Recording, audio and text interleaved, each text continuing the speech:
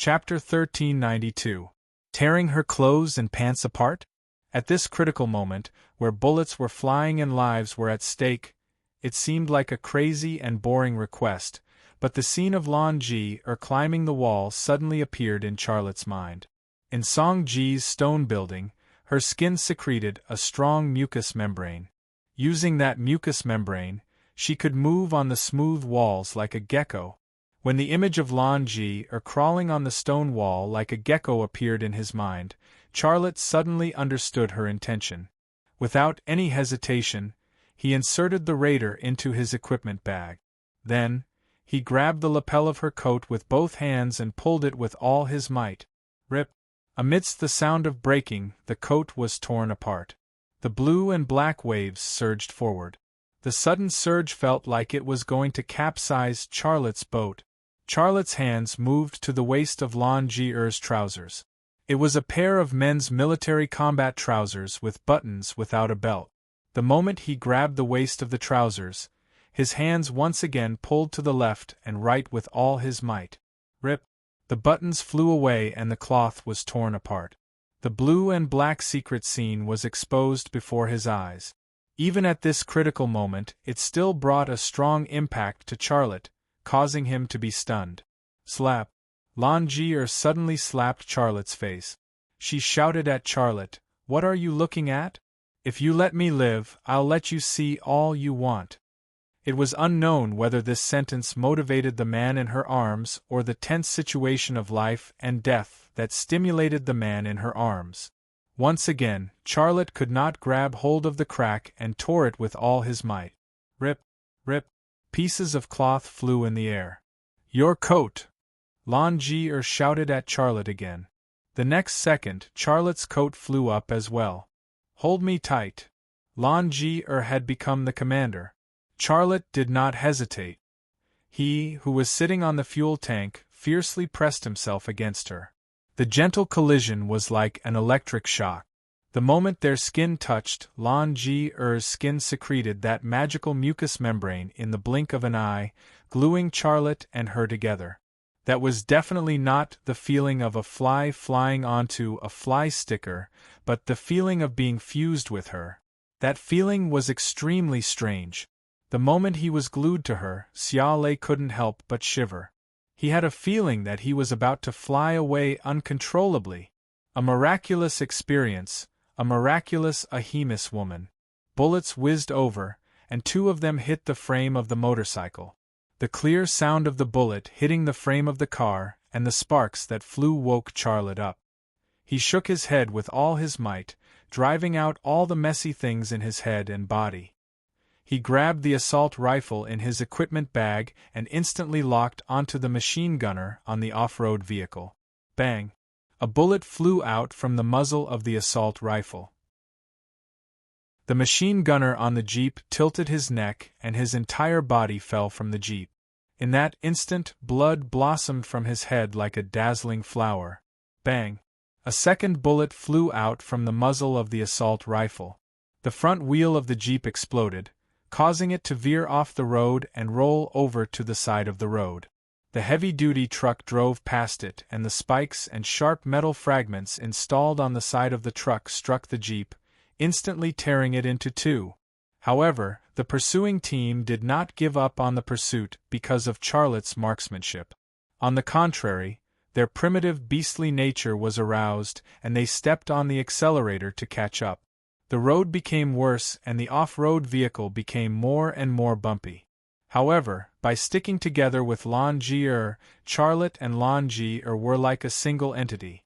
He sat steadily on the vehicle, and no matter how bumpy it was, it could not affect his balance. With the guarantee of balance, Charlotte and the gun in his hand became a nightmare for the Blackbeard team.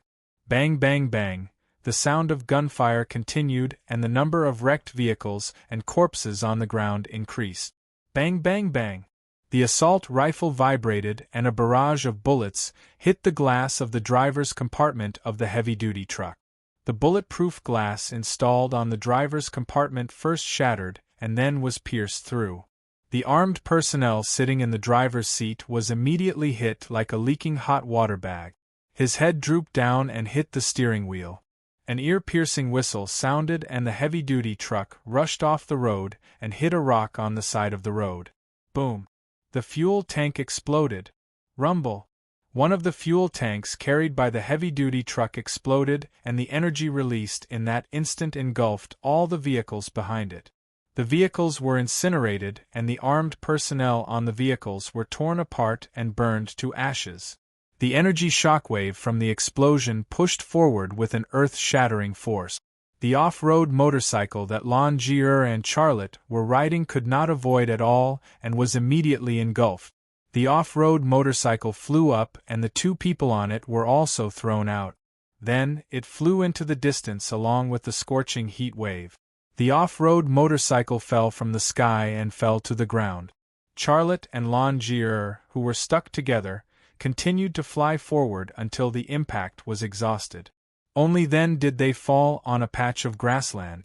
At that moment, the two of them had been pushed about 30 meters away by the shockwave from the explosion. Wah! Longier opened her mouth and sprayed blue blood all over Charlotte's face. During the explosion earlier, she had first used her back to block the shockwave from the explosion for Charlotte. While flying through the air, her body was still wrapped around Charlotte like a capsule, blocking most of the explosion damage for him. After spitting out a mouthful of blood, the mucous membrane secreted by her skin disappeared and Charlotte's body regained its mobility. "Are you all right?" Charlotte anxiously moved closer to Longier's side. "No, cough cough. I'm not dead yet," Longier said as blood gushed out from the corner of her mouth.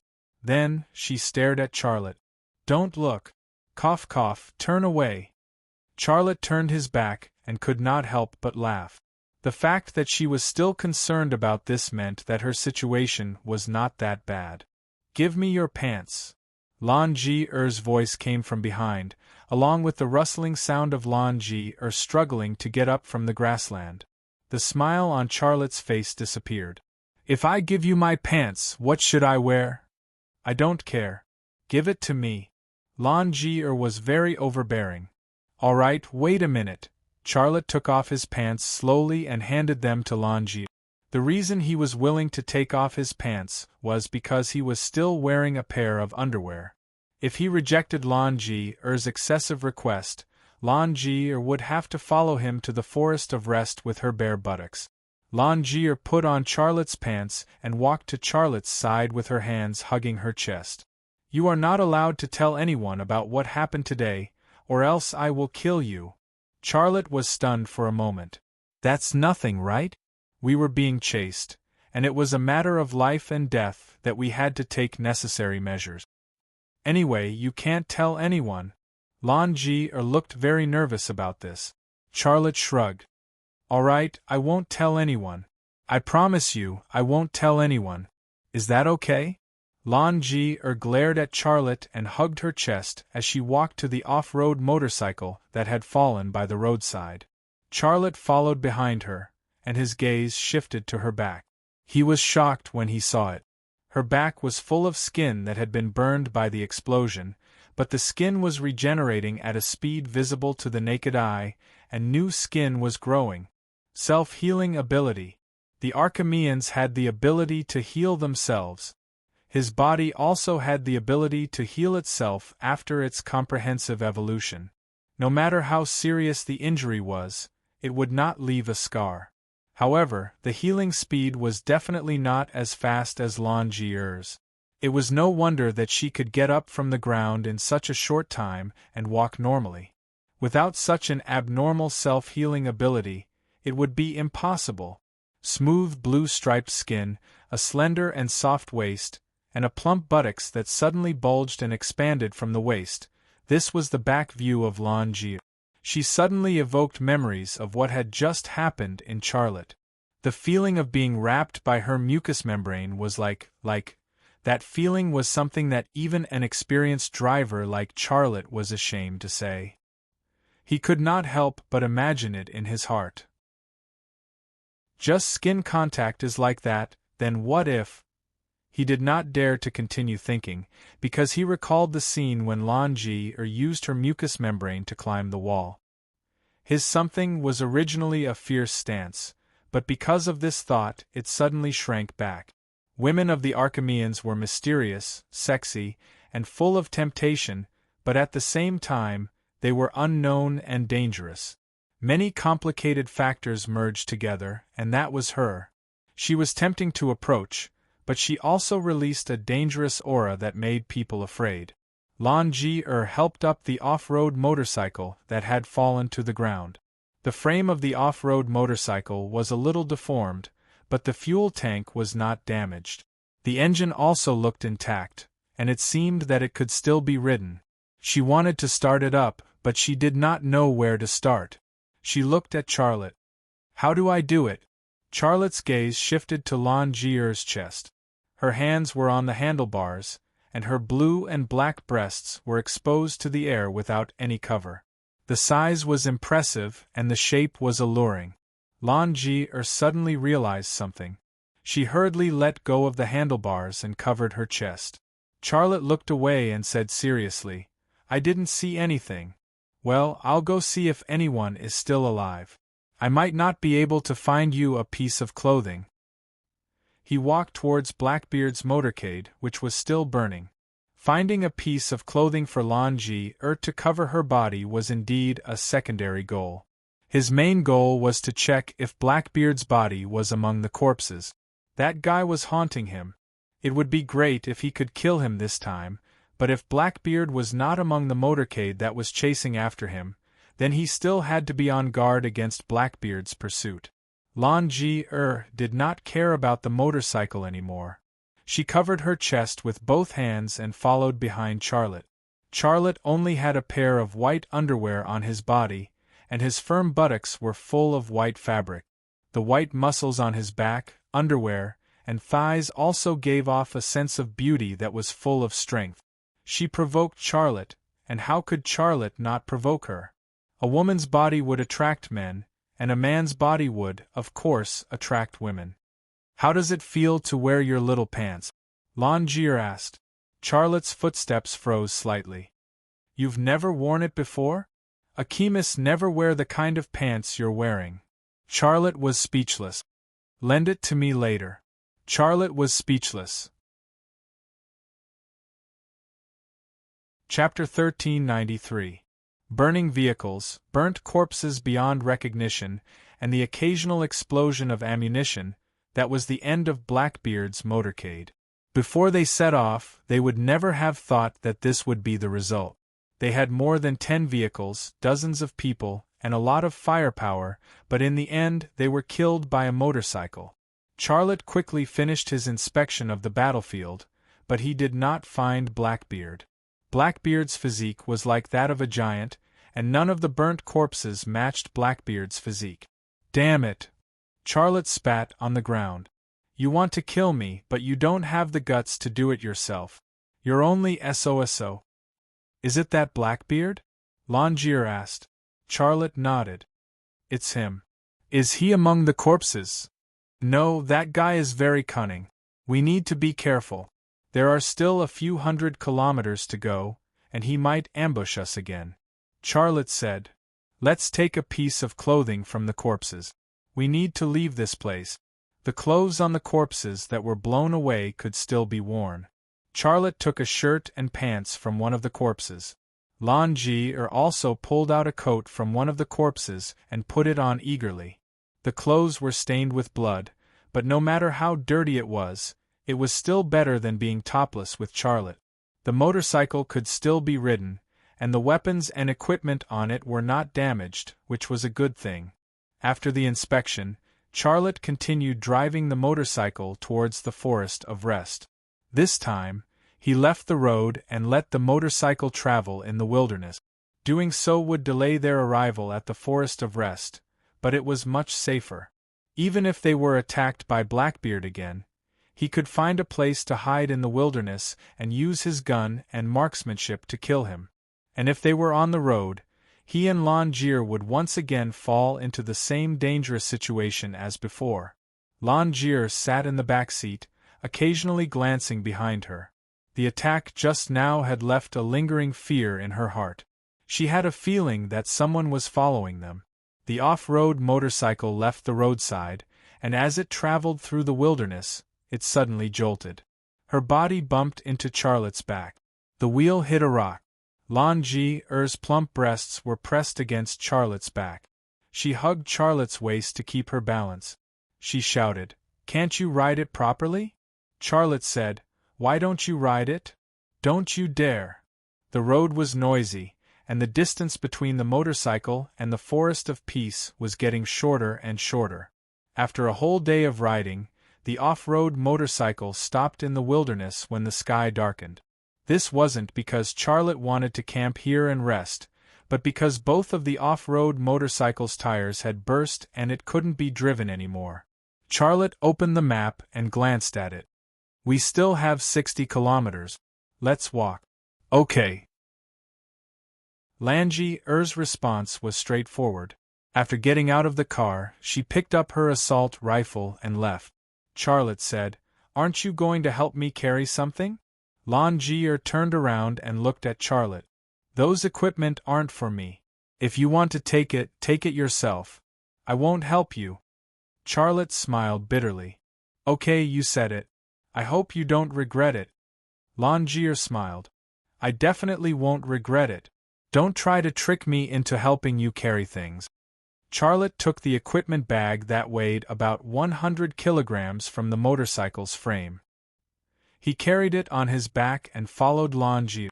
Carrying a weight of 100 kilograms in the wilderness was undoubtedly an impossible task for a normal person. However, for him, it was just a bit of a hardship. Losing the equipment was of course easier, but not having it when you needed it was the worst thing. "Where's your home?" As they walked, Charlotte probed. The ancient animal skin treasure map that he carried was only a rough map. It did not indicate the situation inside the Forest of Rest. He needed to obtain more information from Langear, a native of the Forest of Rest. Langear said, "My home is in the eastern part of the Forest of Rest.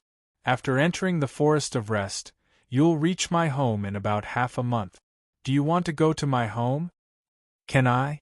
Langear gave Charlotte a strange smile. "If you're not afraid of being killed by my people, then come with me." Charlotte smiled. "With you taking care of me, I don't think your people will treat me as an enemy. In any case, I saved you, protected you, and sent you home. Don't you think so?" Langear said, "Don't worry. We Akimis are very clear about gratitude and grudges. You've helped me, so you'll receive the same kind of help.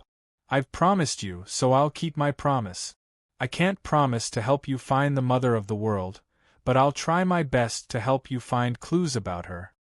The mother of the world that Langear spoke of, and the queen of rest that Lanrihua spoke of, were actually the same existence. That was the world tree that Charlotte was looking for. There had always been a question in his mind, and that was whether the energy tree in the Forest of Rest was the same as the one in Sky City. He also had a hunch that the answer he was looking for was in the Forest of Rest, but he didn't know if he could find it. The total area of the Forest of Rest was 894.5 million square kilometers, while the total area of the Earth's oceans and land was only 510 million square kilometers. The total area of the Forest of Rest was almost twice the total area of the Earth. How could it be easy to find a tree in such a vast forest? From Langear's description, Charlotte could infer that although the Akimis were natives of the Forest of Rest, they didn't live in the depths of the Forest of Rest. They only lived at the edge of the vast forest. Just how many species were bred in that huge primeval forest? How many secrets were hidden? Charlotte's heart was filled with endless imagination and yearning. Crackle! A bolt of lightning suddenly struck down from the sky, instantly illuminating the pitch-black ground. Rumble! The thunder exploded in the depths of the sky, shaking the sky and the earth. Xiale raised his head to take a look, completely unaware that the sky was still covered by a patch of dark clouds. He couldn't see the blue moon in the sky, but he knew that it was still sealing the planet. This was because the branding power in his body was still in a dormant state and couldn't be used. Bean-sized raindrops fell from the sky, and the whole sky and the earth were filled with the sound of raindrops hitting the ground and the weeds. Langier suddenly knelt down, spread out her hands, and looked up at the sky covered by the dark clouds. Her eyes were filled with devotion, and her mouth was also murmuring something. But Charlotte couldn't understand that language, and his intuition told him that it should be an ancient tribal language. The rain came quickly, and it was also very heavy. It was impossible to walk anymore. Charlotte unloaded his equipment bag and took out a foldable military tent from it. He quickly set up the tent, and then he took out a cold-proof and moisture-proof sleeping bag, a bottle of water, and some food from his equipment bag, and got into it. The tent was isolated from the night rain and cold wind, and he immediately felt much better. Charlotte had just gotten into the sleeping bag, and before he had time to drink or eat a mouthful of food to replenish his energy, Langier got into the tent. Her whole body was wet, and she was shivering from the cold. Charlotte said with a smile, "When I asked you to help me carry some equipment, you said it was too heavy and said that it was for me to carry. Why are you in my tent now?" Ungentlemanly. Langier rolled her eyes at Charlotte. "Give me something to eat. I haven't had time to eat since coming out of desolate border city. I'm starving." Charlotte looked at the dried meat in his hand, hesitating whether to give it to her or not. Langier suddenly snatched the dried meat from Charlotte's hand and wolfed it down. Charlotte smiled bitterly, unscrewed the lid of the water bottle, and drank some water. His body had entered a comprehensive evolution, and hunger was just a feeling to him. He could go without food for 10 days to half a month without a problem. Drinking milk corrected the side effects of his body's evolution, but not needing to eat for a period of time was not a side effect. Of course, it would be perfect if there was milk to drink at this time. Unfortunately, his 8 little nannies were not here. After eating the dried meat, Langier's body was still trembling. She was obviously frozen. Charlotte said, "Was what you just did a ritual?"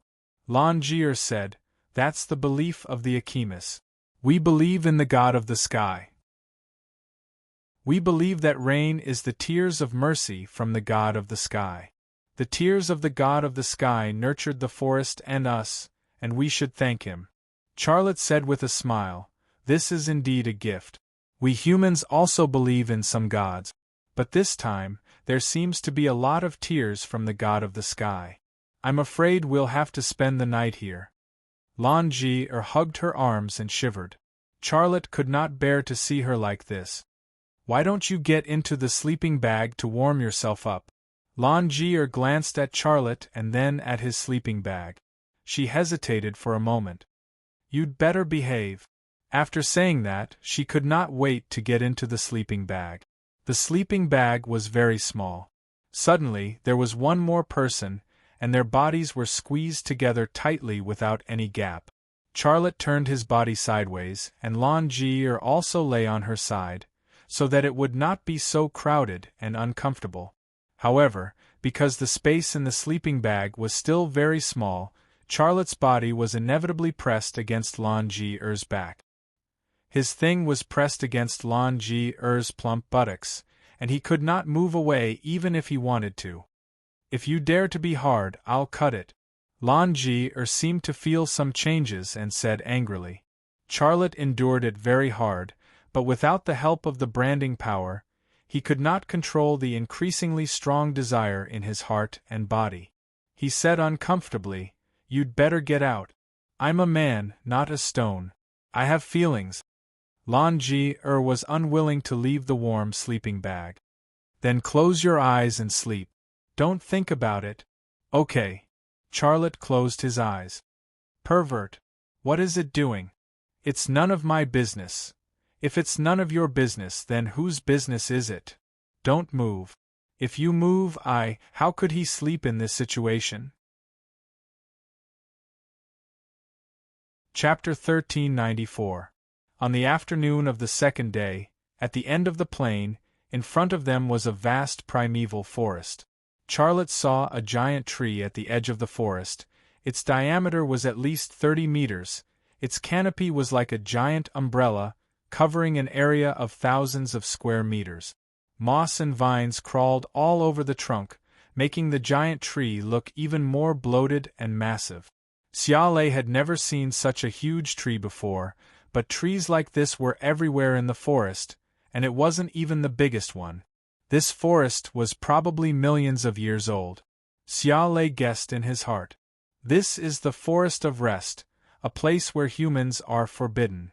Lan Jie said, "Are you sure you want to go in? If you regret it now, you can still go back." Regret? Charlotte smiled. "I won't regret it. You might die in there, no one can come out alive." Charlotte said, "Didn't you come out alive?" Lan Jie said, "I'm different from you, I'm an Ahemus, this is our land. Alright, lead the way." Charlotte didn't even think about going back. Entering the Forest of Rest was indeed dangerous, and there was even a possibility of dying inside, but he wasn't afraid. In addition, he had a partner that even Lan Jie didn't know about, and that was the blue dragon Sunflower, so he still had a certain amount of confidence. "Alright, come with me." Lan Jie led the way into the Forest of Rest. "But I have to tell you, if you die, don't expect me to help you collect your corpse." Charlotte just smiled. He followed Lan Jie into the forest. The moment he entered the forest, Charlotte had a very strange feeling. It was as if he had entered another world. There seemed to be an invisible barrier at the edge of the forest, and he had just passed through it. Suddenly, the power of the brand awakened, and it recovered little by little. The awakening of the power of the brand shocked Charlotte. He couldn't help but stop and carefully observe the sudden change in his body. "What are you standing there for? Do you regret it?" Lan Jie looked back at Charlotte. Charlotte suddenly retreated. "You?" Lan Jie suddenly laughed. "Coward? You're just SOSO. Go back. You can still go back now. Go back to the side of your 8 little girls and live your romantic life." Charlotte seemed to not hear her. His expression was very serious, but his eyes were filled with surprise and joy. If the Forest of Rest was not affected by the blue moon, and he could use the power of the brand normally, then entering and exiting the Forest of Rest would not be a difficult matter. Moreover, the awakening of the brand meant the return of his ability, and the return of his ability would help him find the answer. However, the power of the brand had been awakened, and the power of his ability. The power of the brand meant that the blue moon in the sky had. After this attempt, he had already obtained a conclusion. The Forest of Rest had its own energy field. It was not restricted by the blue moon in the sky. Charlotte was surprised. Could it be because of the energy tree? Or is it because there is a large amount of spirit ores here, and the energy released by the spirit ores formed a natural energy field that counteracts the blue moon's energy field? Coward. Lan Jie looked at Charlotte with disdain, then turned and left. Charlotte chased after her. "Wait for me. Why did you come in again? Aren't you a bit too fickle?" Lan Jie's mouth was unforgiving. Charlotte smiled. "I didn't want to go back because I was afraid, I just wanted to test my feelings." "Test your feelings?" Lan Jie looked at Charlotte with a strange expression. Charlotte said, "Yes, the moment you entered the Forest of Rest, did you feel strange, like you were suddenly squeezed into a soap bubble?" "What is a soap bubble?" Let me change the analogy, like a saliva bubble, do you feel that?" Charlotte looked at Lan Jie with anticipation. "You're crazy." Lan Jie looked away and continued to walk forward. Charlotte chased after her. "Don't be like that, tell me, this is very important to me." Lan Jie said, "There is no feeling of being squeezed into a soap bubble or saliva bubble, there is only a feeling of returning home, very intimate." Charlotte still had a lot of questions in his heart, but he gave up when the words were at the tip of his tongue. After all, Lan Jie was not a person whose body had undergone a complete evolution, and her body did not even have the power of the brand, so how could she feel the feeling of being squeezed into the energy field? The intimate feeling she spoke of was just a normal feeling of returning home after leaving home. There was nothing to be curious about. As he walked deeper, Charlotte noticed that the power of the brand in his body was getting weaker and weaker due to the blue moon, and after about 2 kilometers, it completely disappeared, and his power of the brand had completely returned, activating all the abilities in his body. X-ray, microvision, telescopic vision, scanning, and hearing better than a hunting dog. The return of these abilities allowed him to control the environment around him to the extreme. He could see an insect crawling on a tree trunk thousands of meters away, and he could also hear the chirping of birds hundreds of meters away. He could see the pores on Longier's skin, as well as the liquid contained in those pores. The liquid was obviously not sweat, but the substance that formed the mucous membrane. This inadvertent microvision and discovery made him suddenly understand why the Ahemus did not wear underwear. Their pores would release the substance that formed the mucous membrane, and then form the mucous membrane. If they wore underwear, the image of Longier angrily scratching at a certain part of the cloth stuck to a certain part of her body appeared in his mind. That image was unbearable to look at. Along the way, Charlotte also saw a lot of human skeletons. Their corpses no longer had flesh and tissue, leaving only white bones. Some of the bones were even moldy and had moss growing on them. Their personal belongings were also almost rotten, but some of them could still be identified from the year of production and the manufacturer. Charlotte found a leather bag next to one of the skeletons. The leather bag was buried in the soil and only the strap was exposed. He saw the strap of the leather bag, and then he used his X-ray vision on the ground to find a leather bag in the soil. When he grabbed the strap and tried to pull the bag out, the strap broke. He used the military knife to pull the bag out. The leather bag in the soil was in good condition because it was not in direct contact with the air. The zipper was made of aluminum alloy, so it was not rusty. He shook off the soil on the zipper, and the zipper could still be opened. After opening the bag, he found a camera, a notebook, a pen, and some small items, such as a pruning knife and a leather wallet. The wallet was bulging, and it looked like there were a lot of things inside. Charlotte saw the wallet open, and he saw the things inside. There was an ID card, and it had the information of the deceased. Citizen of District 1, Cantor, born on August 3, 1418, address: Pacific Street, Building 23, Room 78. The ID card also had some information such as blood type, height, and weight, but Charlotte was not interested in those trivial information. What interested him was the birth date of this citizen named Cantor. He thought to himself, this person named Cantor was born in the year 1018 of the New Era. What era is that? The era of the Holy Thunder? Or the era after the death of the Holy Thunder? Or the era before the Holy Thunder? There were 3 possibilities, and the last one was the least likely. The first and second possibilities were the most likely, but no matter which one was the correct answer. It was this seemingly simple question that stumped Charlotte. He held Cantor's ID card and asked Longier, "Have you seen this before?" Longier glanced at it. "No, it must be something very old. Humans today don't know how to use these things. 1018 of the New Era. What era is that?" Charlotte asked again. Longier's lips curled into a disdainful smile. 1018 of the New Era. That's the concept of time you humans set yourself. We don't have any era. We Achemis have no concept of time. In the Achemis view, time doesn't exist. We believe in reincarnation. You don't believe in time, but reincarnation? What reincarnation? Charlotte's interest was instantly piqued. Longier said, "You die here, and you're reborn somewhere else." Charlotte was stunned. "What does that mean?" Longier said, "Go and ask the elders in our clan. If they can accept you, then go and ask them. I can't answer your question because I don't know either." Charlotte nodded. "I'll go back and ask."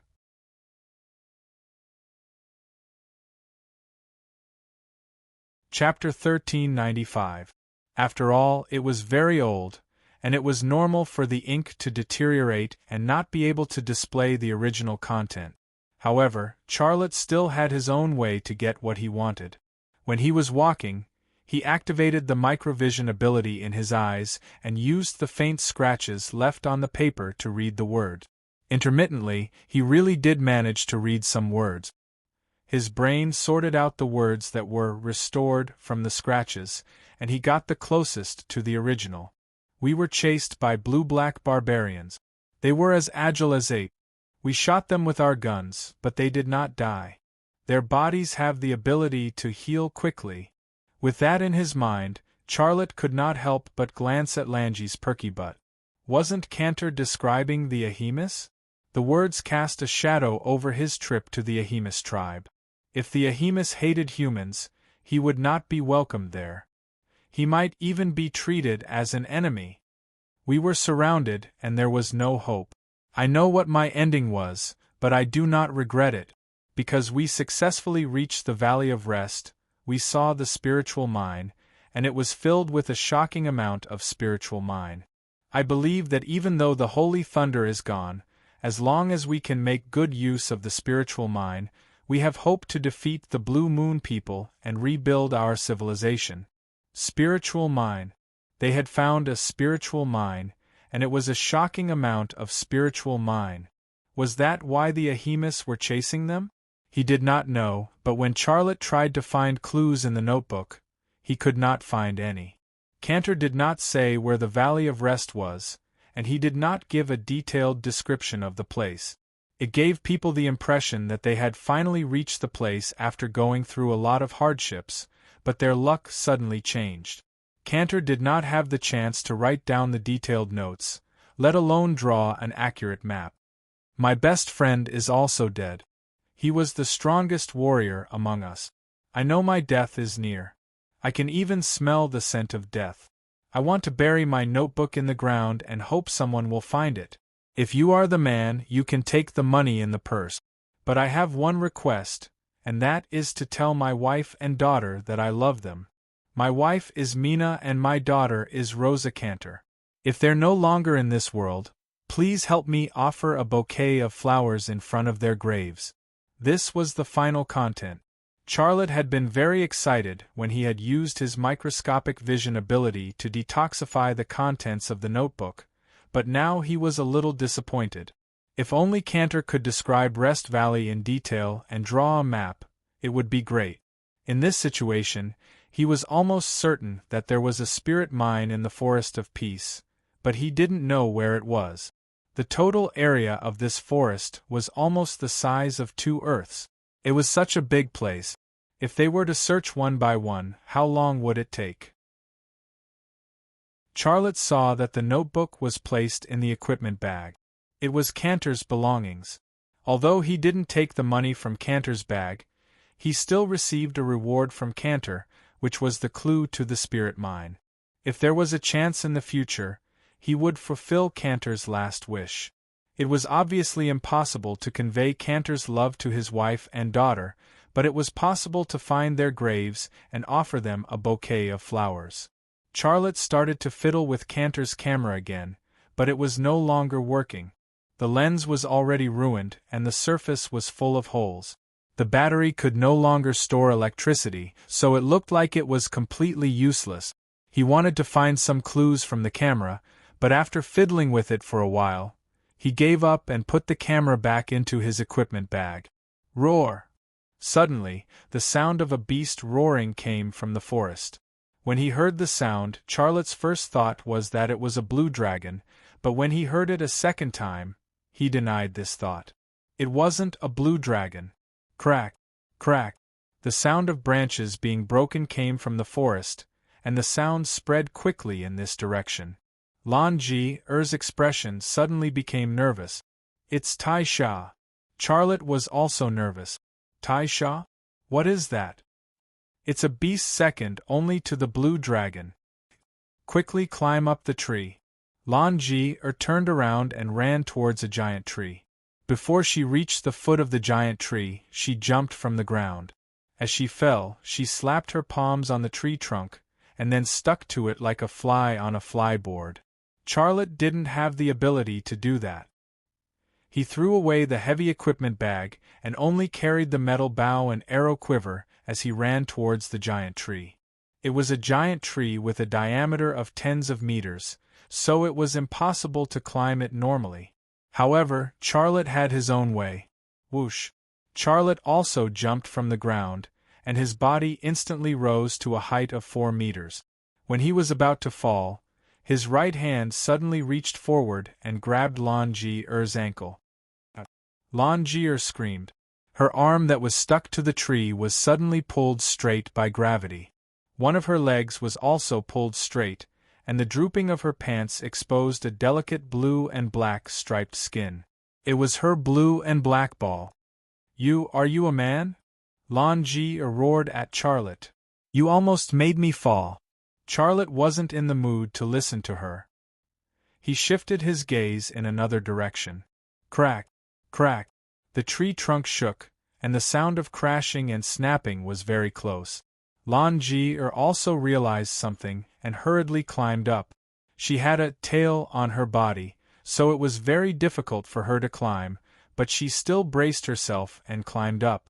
When Lan Ji-er climbed up a branch that was 10 meters above the ground, a black behemoth crashed into 2 small trees and rushed to their feet. It was a beast that looked like an elephant. It had extremely thick skin and extremely thick limbs. It was almost 3 meters tall, but it didn't have a long nose like an elephant. However, it had one thing that an elephant didn't have, and that was a bloody mouth full of sharp teeth. This was the Tai-Sha, the beast of the forest of rest. Roar! The Tai-Sha stood up, opened its mouth, and wanted to swallow Charlotte, who was at the bottom. Charlotte climbed up the branch in time. Although it was a branch, its diameter was at least 1 meter, and it was as stable as a bridge.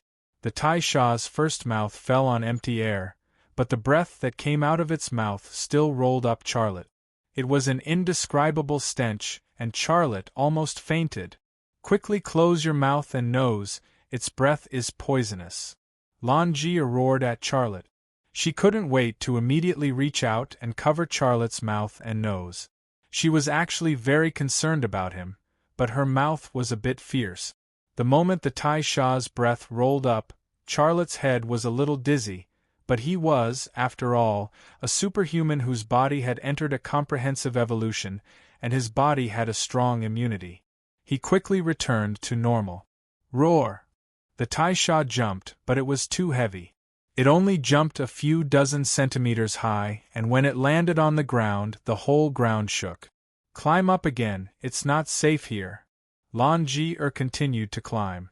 Charlotte followed her and climbed higher, and finally stopped about 20 meters from the ground. The Tai-Sha looked at its prey on the tree, and its heart was unwilling.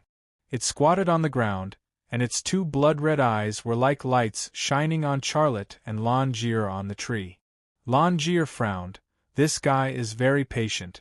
In the past, a friend of mine met a Tai-Sha. She hid on a tree, and the Tai-Sha guarded that tree for 7 days and 7 nights. Fortunately, we found her and drove away the Tai-Sha, or she would have starved to death on the tree. Just as she finished speaking, the Tai-Sha, who was squatting on the ground, suddenly stood up, retreated about 20 meters, and then ran wildly, slamming into the tree trunk. Boom! In the dull sound of the impact, the whole tree shook violently, and leaves fell like raindrops. Charlotte and Lan Ji-er, who were on the branch, grabbed the branch hard to prevent themselves from falling. The Tai-Sha continued to retreat, and it seemed that it was ready to attack again. Charlotte said with a smile, "It seems that what you said is not correct. This guy has lost his patience. I think it wants to eat you the most. After all, your flesh is more tender, and you have fewer bones." "I have fewer bones? What do you mean?" "Nothing." Charlotte took off the metal bow on his shoulder, and then pulled out a metal arrow from the quiver. Lan Ji-er suddenly looked down at her towering chest, and suddenly understood something. Her face suddenly turned red. "Damn pervert! You still have the mood to joke at this time. Quickly find a way to kill it." Charlotte put the arrow on the bowstring, and then pulled the bow to the fullest. The metal arrow was aimed at the Taisha's head. Roar! The Taisha rushed up again. It did not put Charlotte's bow and arrow in its eyes at all. It seemed that in its eyes it was just a toy to tickle it. Whoosh! A metal arrow flew out from the bowstring, drawing a reddish trajectory in the air. Gotcha! The metal arrow fiercely pierced into the Taisha's head. Its body suddenly lost all its strength, and it slid to the ground. Then, under the action of inertia, it rushed over, slammed into the tree trunk, and finally stopped. The Taisha's blood-red eyes were wide open. Until its death, it could not believe that it was actually shot to death by a toy to tickle it. Lan Jie looked at Charlotte, stunned. Her small mouth was open, but she could not say anything. In fact, Charlotte was also very surprised, because it was not the first time he used this metal bow to kill an enemy. But this time it was different. He actually felt that this bow, which required more than 1,000 pounds of strength to draw, was too soft and too easy to draw. The reason was not difficult to find. In the past, when he used the metal bow to kill enemies, it was in the environment of the Blue Moon. But now, he was in the Forest of Peace, and there were no restrictions. With the help of the branding power, the bow that was easy to use in the past was naturally soft. After understanding the reason, Charlotte was no longer surprised. He secretly said in his heart, "If there is a chance, I will find some materials to upgrade my bow. Although it can still kill enemies, it will not be able to display its full strength. If I encounter a stronger blue dragon, it might still be a little difficult." Hey! Lan Jie put one of her hands on Charlotte's shoulder. Charlotte looked back at her. What? Lan Jie's eyes emitted a scorching light. Where did you get so much strength? I'm afraid that even the warriors of our tribe do not have such strength. Our archers need to shoot at least 10 arrows to kill a Taisha, but you killed it with one sword, and it was an arrow that pierced through its hardest skull. Charlotte shook his head and did not say anything. What do you mean by shaking your head? Charlotte shrugged. I don't know, I am also looking for the answer. Say it again. Lan Jie's almond-shaped eyes widened. Charlotte had an innocent expression. I really don't know. Go to hell. Lan Jie suddenly raised her leg and kicked Charlotte's butt. Charlotte fell from the tree and landed on the Taisha's corpse. Lan Jie put her hands on her waist. Let's see if you still dare to lie to me, ha ha ha. Charlotte looked up at her. Your zipper is open. Lan Jie hurriedly reached out to cover the area between her legs, but after covering it, she realized that her pants were not zipped at all. Ha ha ha! Charlotte laughed. Go to hell. Pervert, Lan Jie's voice echoed in the forest. Chapter 1396. The dead Taisha weighed at least 7 to 8 tons. It was a truly huge creature. Lan Jie said that it was weaker than the blue dragon, probably because it didn't have the scales that the blue dragon had, which were comparable to armor, so its defense was weaker. If it was purely based on the bite force and impact of its mouth, it wasn't much weaker than the blue dragon. When Charlotte climbed up from the Taisha's body to observe, Lan Jie jumped down from the tree and said, Can you give me its teeth? Charlotte didn't even think and said, If you want it, then take it. Do you want me to help you get it? Lan Jie said, No, I'll do it myself. She paused for a moment and then said, In our tribe, the person who kills the Taisha will get the title of warrior. The proof is its teeth. The Taisha's teeth are the hardest part of its body. They are comparable to alloys and are the best material for spears and knives. I will take all of its teeth. When we get to the tribe, if anyone asks you, tell them that I killed this Taisha, okay? Charlotte smiled and said, It's not good to lie, right? Lan Jie wrinkled her nose and said, If it wasn't for me, you would have been eaten by the Taisha. If you help me become a warrior, I will have a say in the tribe and your goals will be easier to achieve. Okay, if anyone asks me, I will say that you killed this Taisha. Charlotte said. He didn't care who killed it at all. This matter wasn't considered a glory to him. Lan Ji-er took out her military knife and took out her teeth. When she used the knife to cut the meat on the gums, she suddenly thought of something. That's right, I saw that your bow uses a steel bowstring. That's not a good material. You should take the Tai Sha's thigh tendon. Its thigh tendon is also an extremely tough material. The warriors in our tribe all use the Tai Sha's thigh tendon to make bowstrings. If you change your bowstring, the power of your metal bow will increase by a lot. Charlotte's heart moved. Thigh tendon works too? Lan Ji-er said, Of course, the Tai Sha is one of the top 4 beasts in the Forest of Rest. This kind of beast is only ranked in the top 4? I thought it was second only to the blue dragon, and was ranked second. Charlotte said. Lan Ji-er said, Blue dragon is third. Charlotte was surprised. The blue dragon is only third? What kind of beasts are the second and first? Ranked second is Lan Tan. Blue Titan? Charlotte thought of the Titans. They were a race of gods in ancient Greek mythology. They had a huge physique and divine power. However, that was a myth after all. It was impossible for them to appear on this planet. That's... Lan Ji-er's eyes were filled with awe. It's a beast that can climb trees and rocks like an ape. Its claws have infinite strength. The tree we were hiding in just now would have been broken in less than 20 blows. Its bite strength is also very terrifying. Just like this Tai Sha that I killed, it could bite off its head in one bite. Charlotte's back went numb. Then what kind of ferocious beast is ranked first? Rock Spirit. Rock Spirit? Charlotte asked curiously. In the underground city, I heard Song Ji say that you are a rock spirit. Could it be that the rock spirit you speak of is an Ahemus? Screw you. We Ahemus are not ferocious beasts. Lan Ji-er said, We are not some rock spirit. If there really is a rock spirit in this world, it can only be a rock spirit. Song Ji said that I am a rock spirit, but that is just to sell me for a bit more money. He doesn't understand the Forest of Rest, nor does he understand us Ahemus. Then what kind of ferocious beast is a rock spirit? Charlotte was even more curious.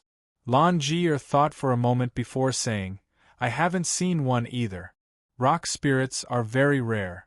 The elders in the tribe said that rock spirits are usually active in places with spirit mines. They are very mysterious. Rock spirits are the protectors of us Ahemus. Every time we hear the rock spirits call, we will respond and kill the people who are looking for spirit mines. Charlotte suddenly remembered Cantor's description in the notebook. He and his companions found a spirit mine, but they were suddenly attacked by the Ahemus and died in the Forest of Rest. Did Cantor and his companions die because the rock spirit summoned the Ahemus, and then the Ahemus killed them? Why don't you do it? You don't want its hamstring, but I do, Lan Ji-er said. Charlotte came back to his senses and said with a smile, You are a greedy woman. You are also very thick-skinned. He thought to himself, rock spirits are related to spirit mines, and the Ahemus see rock spirits as their protectors. There must be secrets and clues about spirit mines in the Ahemus tribe. If I continue to ask her about rock spirits, I'm afraid it will make her feel disgusted and defensive. Let's not ask her. I will think of a way to find clues when we reach her tribe. Charlotte also used the military knife to cut the meat. He didn't think much of it before, but after he started, he realized that Tai Sha's skin was like natural armor. It wasn't very thick, but it was extremely tough. Even a military knife made of alloy would have a hard time cutting it. He left the corpse and took out the assault rifle from his equipment bag. He then fired 2 shots at Tai Sha's butt. What are you doing? Lan Ji-er was shocked. I want to test the bulletproof properties of its hide. Charlotte quickly walked behind Tai Sha's butt and carefully examined the area that was hit by the bullet. He was shocked by what he saw. There were only 2 faint traces of being hit by bullets on Tai Sha's buttock. Even the skin was not broken. This was the best natural material for making bulletproof vests. Although the blue dragon's skin was also extremely bulletproof, the blue dragon's skin had very hard scales that were almost impossible to work on. Moreover, if blue dragon skin was used to make bulletproof vests, the shiny blue scales would not only affect the body's mobility, but it would also become the most eye-catching target on the battlefield. Bullets couldn't penetrate it, but cannonballs could. Therefore, although the blue dragon's skin had excellent defensive capabilities, it was not suitable to be used to make bulletproof vests. On the other hand, Tai Sha's hide was very suitable. It was black, not very thick, and would not affect the flexibility of the body. More importantly, its defensive power was not much weaker than the blue dragon's hide. So you want to use Tai Sha's hide to make armor. Lan Jie saw through Charlotte's thoughts. Charlotte said, "The Blue Moon people's armor is made of composite materials, so it's very stiff. I want to use Tai Sha's hide to make a set of armor to replace the Blue Moon people's light armor. Then I'll help you. Our tribe has the best craftsman who can make armor. As long as you pay him well, he'll help you make the best armor." Lan Jie's eyes flashed with a cunning light. Charlotte smiled. "The best craftsman is your father, right?" "Huh? How did you know?" Lan Jie was stunned. "I guessed," Charlotte said. Of course, it wasn't a guess. In the Forest of Rest, Charlotte could read her thoughts as easily and naturally as breathing. However, he wouldn't tell Lan Jie this secret. Lan Jie pulled out Tai Sha's teeth, then used them to cut up Tai Sha's hide and flesh. Only then did Charlotte realize that Tai Sha's teeth were much sharper and more useful than a military knife made of alloy. However, when he asked for a tooth, Lan Jie refused. The reason was that he had already given it to her, which made him a little depressed. In his heart, he also labeled Lan Jie as a greedy Akimis miser. After using Tai Sha's teeth, the work of cutting up the carcass became easier. However, it still took about 3 hours to complete. Lan Jie got the teeth, while Charlotte got the hide and the hamstring. When the two left, Lan Jie also cut up some meat to take with her. That meat could be considered as food supplies. The two walked in the forest for a day, and when it was dark, they set up camp in the forest. Charlotte set up a camp tent, while Lan Jie picked up dried branches and leaves to light a bonfire. The blazing bonfire dispelled the darkness and chased away the cold. Lan Jie skewered the Tai Sha's meat and roasted it over the fire. Soon, the two's camp was filled with the smell of barbecued meat. Charlotte, on the other hand, was making his new bow. His initial idea was to use Tai Sha's hamstring to replace the bowstring. However, when he cut off Tai Sha's skin, he found that Tai Sha's ribs were simply natural materials for making bows. Tai Sha's teeth were comparable to the strength of alloy. Its ribs not only had the same strength, but also had better toughness. The original metal fragments used to make the bow were simply not as tough as Tai Sha's ribs. "I didn't know that your hands are so dexterous." Lan Jie stared at Charlotte, her eyes full of speculation. Charlotte smiled. "It's nothing much. It's just that I can make fighter jets and tanks." Lan Jie's mouth twitched. Bragging. Charlotte did not say anything else and continued to make his bone bow. He planned to make it in one night. Once it was done, he could discard his metal bow. That thing was too bulky and inconvenient to carry around. The weight of the bone bow was only 1/3 of the metal bow, but in terms of power, it surpassed the metal bow, so there was no need for him to keep it. After Lan Jie roasted the meat, she gave a piece to Charlotte. Charlotte ate some meat and then continued to make his bone bow. He had no intention of going into the tent to sleep.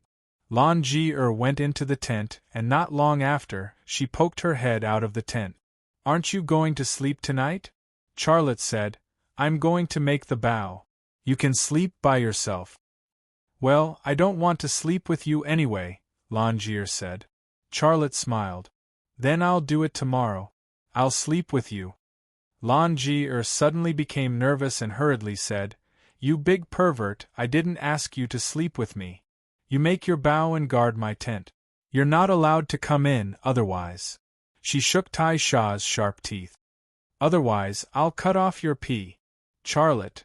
In fact, even if Achemus invited him to sleep with her, he would not go. Thinking about the mucous membrane on her body, which man would not shrink back.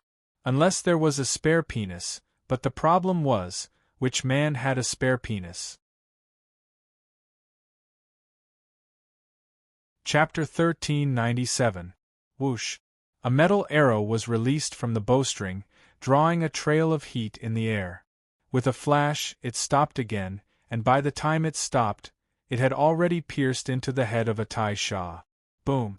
The ferocious-looking Tai Shah fell to the ground, its blood staining the ground. In half a month, this was the third Tai Shah that had fallen under Charlotte's bow and arrow. The beast's skin and bones in his hands, as well as the teeth in Longier's hands, had already piled up. Other than the 3 Tai Shah, Charlotte had killed more than 50 wild beasts of all sizes. The power of the bone bow was much stronger than the metal bow from before. It was not very heavy, but it also reduced the burden on Charlotte. It had already become an indispensable weapon for Charlotte in this vicious forest. After half a month of experience in the Forest of Rest, Charlotte understood one of the important reasons why the explorers and mercenaries could not return after entering the Forest of Rest. This was simply a paradise for wild beasts, and there was a shocking number of them. For the explorers and mercenaries, encountering normal wild beasts was easy to deal with, as their guns could solve the problem. However, when encountering wild beasts of the Tai Shah's level, they could only pray that the Tai Shah was full, or that there was something wrong with its stomach. To the Tai Shah and Longier, their guns were no different from a child's slingshot. Longier took out a foot-long Tai Shah's sharp tooth and dissected the corpse of the third Tai Shah. She said, "Pervert, you can keep this Tai Shah's tooth. The skin is yours too, and you can take as many bones as you want. When you reach the tribe, you can also say that you killed the third Tai Shah and gain the tribe's respect. Look, I'm so generous, and I treat you so well." Charlotte smiled and said, "I didn't think that there would be a time when a greedy woman like you couldn't take it. Also, when you go back and say that you killed 3 Tai Shah, it's too outrageous. That's why you said that, right?" "Aya, why are you so petty?" Longier wrinkled her nose, looking very unhappy. "Just kidding. Tell me, how far is your tribe from here?" Charlotte asked. Longier said, "It's not far. We're already at the edge of our tribe. We can get there before dark." After taking the third Tai Shah's teeth, hide, and some of its bones, Charlotte and Longier set off again. Most of the weight on Charlotte's body had been converted into Tai Shah's skin, bones, and teeth. His total weight had already exceeded the weight he carried when he entered the Forest of Rest. If he was exploring the Forest of Rest alone, he definitely wouldn't want so many hides, teeth, and bones, because these things were highly sought after in the Achemus tribe. If he brought these goods to the Achemus tribe, he would be able to exchange them for some useful resources and help. Longier led the way and Charlotte followed her. Along the way, he kept an eye out for traces of the blue dragon, but he didn't find any. He had an agreement with the blue dragon Sunflower, but he had lost contact with it. He didn't know where it was. Charlotte once asked Longier why the blue dragon didn't appear. Longier's answer was that this was just the edge of the Forest of Rest, and the blue dragon wouldn't be active in this area. Longier also divided the area of the Forest of Rest into 4 parts. She compared the Forest of Rest to a city. The Tai Shah was active in the 4th ring, the blue dragon was active in the 3rd ring, and Lon Tan was active in the 2nd ring. The center of the city naturally belonged to the rock spirit. According to Longier, if Charlotte wanted to find the blue dragon, he would have to cross the 4th ring and enter the 3rd ring. However, Charlotte thought this was just what Longier said. After all, beasts were just beasts. They had the concept of territory, but they didn't have the concept of boundaries. They also wouldn't form a country to guard their borders. He was more willing to compare the Forest of Rest to a sea. There were fish in the shallow water, fish in the deep water, and fish in the deep water. Naturally, there were fish in the deep water. They wouldn't easily leave the sea they were used to. His conjecture was also confirmed. As he and Lan Ji ventured deeper into the forest of rest, the energy field that resisted Lan Yu became more obvious. He also had an intuition that there must be a huge secret hidden in this forest. The sky gradually darkened. Before the curtain of night fell, Charlotte followed Lan Ji to the foot of a mountain. The terrain of this area was flat, but the mountain rose from the ground. It was at least 8,000 meters above sea level. It was extremely majestic. When Charlotte saw it, he thought of Mount Everest on Earth. However, it looked far more majestic than Mount Everest. It had more visual impact because it was the only mountain in this area. The existence of mountains was caused by the movement of the Earth's crust. What kind of movement would create only one mountain? Charlotte's mind was filled with imagination. It's called Mount Achemus. We're here, Lan Ji said as she looked up at the peak of Achemus. Charlotte also looked up. The peak of Achemus was covered in pure white snow. The waist and foot of the mountain were covered in dense forest. Lan Ji pointed to a place on the waist of the mountain and said, "My home is there, but you can't see it now." Charlotte actually saw that there were tree houses everywhere in the forest at the waist and foot of the mountain. There were also many buildings made of rock. Although the tribe of Achemus wasn't a city with tall buildings, it looked like a medieval mountain city. There were castles, villages, and some places even had streets and shops. Although it wasn't dark yet, there were already lights in some places that weren't lit up. This place gave people a sense of peace and tranquility. After passing through a row of trees, a rocky road appeared in front of them. It meandered forward and led to the tribe of Achemus. When Charlotte followed Lan Ji onto the rocky road, his gaze shifted to a stone tablet by the side of the road. The stone tablet was broken, and only a small part of it was still standing on the pedestal. There were 2 words engraved on the broken stone tablet, Tablet of. The 2 words on the tablet were Chinese characters, very standard Chinese characters. When Charlotte saw it, he was stunned. He stopped in his tracks. "Why is it on this tablet?" Lan Ji interrupted Charlotte. "Why is it written in human language, right? Do you know where it came from? Tell me."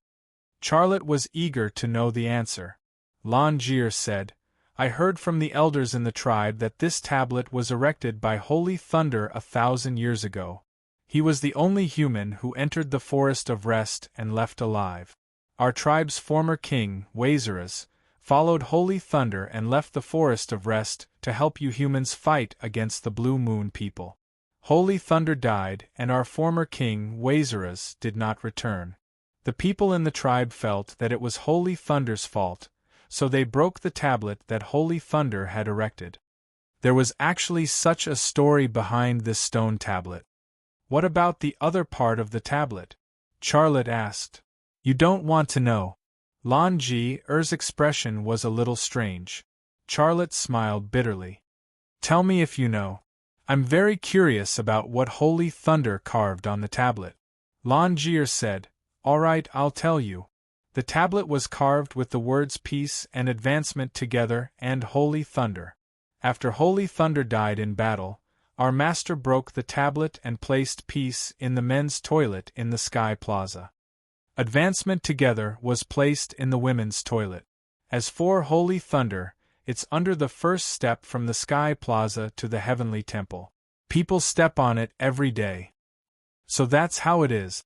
Charlotte's reaction was indifferent, but he sighed in his heart. Holy Thunder died in battle, but the tablet with his name carved on it was placed on the path that the Achemus had to pass to worship him. This was not the ending that a legendary figure should have.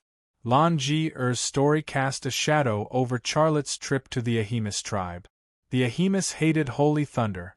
Would they hate him, a human who came later, as well? If that was the case, he would definitely be in some trouble here. The rumbling sound of hooves suddenly came from behind him. It was a shocking sound. Charlotte hurriedly turned around and looked over. A large group of Ahemus with blue and black stripes, similar to Longier, were riding wild beasts that he had never seen before. They were quickly approaching him. The Ahemus were all males and very strong. They carried bows, arrows, spears, and other weapons and wore armor made of animal hide. Their mounts looked like reindeer, with coral-like horns. They were larger than horses and had 4 strong hooves.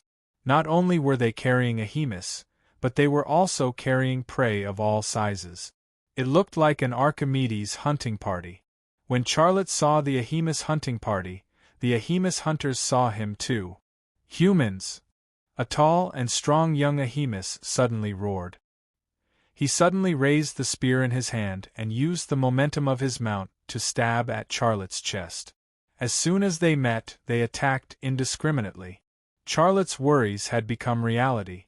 It was so fast and sudden that Charlotte was caught unprepared. Longier suddenly stood in front of Charlotte and spread her arms to protect Charlotte. Amagang! He's my friend! The young Ahemus called Amagang put away his spear and pulled his mount back. He looked at Charlotte coldly. Longier, who is he? Why did you bring him to our tribe? Amagang and Longier were speaking the Ahemus language. Half a month ago, Charlotte did not understand this language. However, after spending more than half a month with Longier, he would read the relevant information from Longier's brain every day to understand the Ahemus and learn the Ahemus language. After half a month, with his extraordinary learning ability, he had long mastered the language. Therefore, when Amagang and Longier were talking, he did not need to use the branding power to capture their brainwaves and use his brain to interpret their thoughts. He could understand them directly. Charlotte heard anger and hatred in Amagang's tone, but he did not see it in the eyes of the other Ahemus. Most of the Ahemus who rode on the reindeer were curious and wary of him, an outsider. The Ahemus hated holy thunder. This was a thing that happened 1,000 years ago. The Ahemus from back then were no longer in this world. Now, the Ahemus did not even know what holy thunder looked like. Even if they hated him, how much could they hate him? Now, humans had become food for the Blue Moon people and were on the verge of extinction. They were truly pitiful creatures. Given such a situation, how much did the Ahemus hate humans? Therefore, Amagang's reaction was not normal. This was the judgment that Charlotte made in that moment of observation and thought.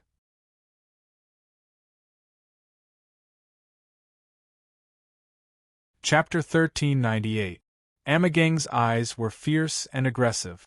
Charlotte's reaction was calm. He did not avoid Amagang's gaze. He spoke in the Ahemus language. I am Longier's friend. My name is Charlotte. Nice to meet you, warrior Amagang. Amagang was a warrior of the Ahemus tribe, and the leader of the hunting team. This was the information Charlotte had just obtained. Some of it was stolen from Amagang's brain, and some from the other members of the hunting team. He also obtained an important piece of information. Amagang had liked Longier for a long time. Amagang regarded Longier as his woman. This was no secret in the Ahemus tribe, but Longier did not have any feelings for Amagang. It was this information that made him understand why Amagang wanted to stab him to death. Amagang was jealous. Although Charlotte was polite, Amagang did not appreciate it. Shut up, I did not ask you. Also, the Ahemus will never be friends with you humans. Charlotte shrugged and endured it. Also, you are an idiot. How dare you break into the forest of rest? This is a forbidden place for you humans. You will die here, I promise you. Amagang's tone was full of threat. Longier was angry. Amagang, Xiale is my friend, and I was the one who brought him here. If you want to hurt him, you will have to hurt me first. I am also a warrior of the tribe. Longier threw the big bag she was carrying on her back to the ground. Crash! The bag opened, revealing a big bag of white teeth. Those teeth were as white as jade, sharp, like natural daggers and short swords, exuding a chilling aura. Wow! Aren't those Taisha's teeth? A middle-aged hunter was shocked. A young hunter exclaimed, "So many! I am afraid there is more than one Tai Sha." "Lan Jier, how did you do it?" someone asked. "Lan Jier, you disappeared for so long. Have you been hunting in the Forest of Rest?" someone asked. "Impossible, how could she kill a Tai Sha?" The sounds of discussion were very noisy. Warrior wasn't just a title, it was also an honor. It also represented power and the right to speak in the Akimis tribe. A warrior could receive more assignments and higher authority. Although these rights did not explicitly state that she could bring people to the Akimis tribe, Lan Ji seemed to mean it. She was a warrior, and she had the right to bring her friends here. A few Tai teeth does not mean that you are a brave warrior. Whether you are a brave warrior or not still needs to be decided by the council. But according to our tradition, I can ask your friend for a duel, and he must agree. Amagang's gaze once again shifted to Charlotte's face. His eyes were filled with provocation and contempt. Charlotte was about to refuse, but Lan Ji had already said, "Okay, no problem. Let's follow our tradition. I'll ask my friend to get ready. Let's meet at Sky Square." "Humph." Amagang snorted coldly. "You'd better prepare a tree coffin for him." Amagang ran past Lan Ji and Charlotte with the hunting team, and the sound of hooves was deafening. Charlotte said, "Why do you make such a decision for me?" Lan Ji said, "The Akimis only respect the strong. If you want to stay here and do something, you have to earn the respect of the Akimis. Amagang is targeting you, and this is a good opportunity for you to show your strength." "Is he very powerful?" Charlotte asked. "What do you think?" Charlotte smiled bitterly, feeling that he had asked in vain. The information he had obtained from Lan Ji's brain described Amagang's strength as very powerful, but this was obviously not enough. However, he was not very worried about the upcoming duel, because he did not feel the existence of the branding power from Amagang. To him, an opponent like Amagang could not be mentioned in the same breath as Kasha Ruiz and Isatab, and the threat he posed to him was very limited. Entering the Akimis tribe, Charlotte became an eye-catching presence. Men and women, young and old, all stared at him. Their eyes were filled with curiosity, vigilance, suspicion, and hostility. Lan Ji was in a different situation. She kept greeting and joking with people. It gave people the feeling that she knew all the Akimis, and she was the most popular one in the entire tribe. Lan Ji did not walk far before she hitched a ride. The driver was an old man, and his car was also pulled by an animal that looked like a reindeer. After capturing the thoughts of the old Akimis in the car, Charlotte found out that this animal that looked like a reindeer was called a horned eme.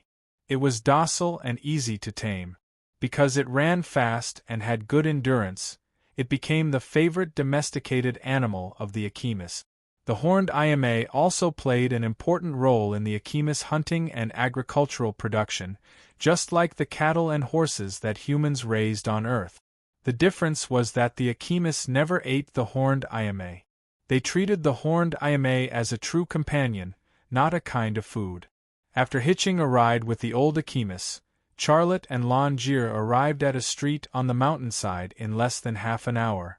The horned eme's car stopped under a giant tree, and there was a wooden door on the trunk of the giant tree. On the wooden door was written "Blue Woods Dad's Grocery" in Akimis. This was Lan Ji's home.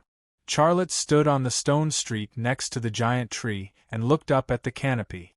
He saw a few treehouses built on the branches. The treehouses looked simple, but they were sturdy and had a unique primitive style. Along the way, Charlotte actually saw many such treehouses built on trees, and there were also street-side shops built from hollowed-out giant trees. All of these gave him a very novel feeling. This was a forest city that was in progress, and the Akimis had perfectly blended with the forest. "Goodbye, Tucker." Lan Ji thanked the old man. "Lan Ji, you're welcome." Tucker's father smiled and said, "I'll get your father to repair my wheels." Just get him to give me a discount. That won't do. Longier smiled and said, but I can get him to do some for you. Tucker's father smiled and said, you two are really made for each other. You both love money. All right, I'm leaving. Good luck.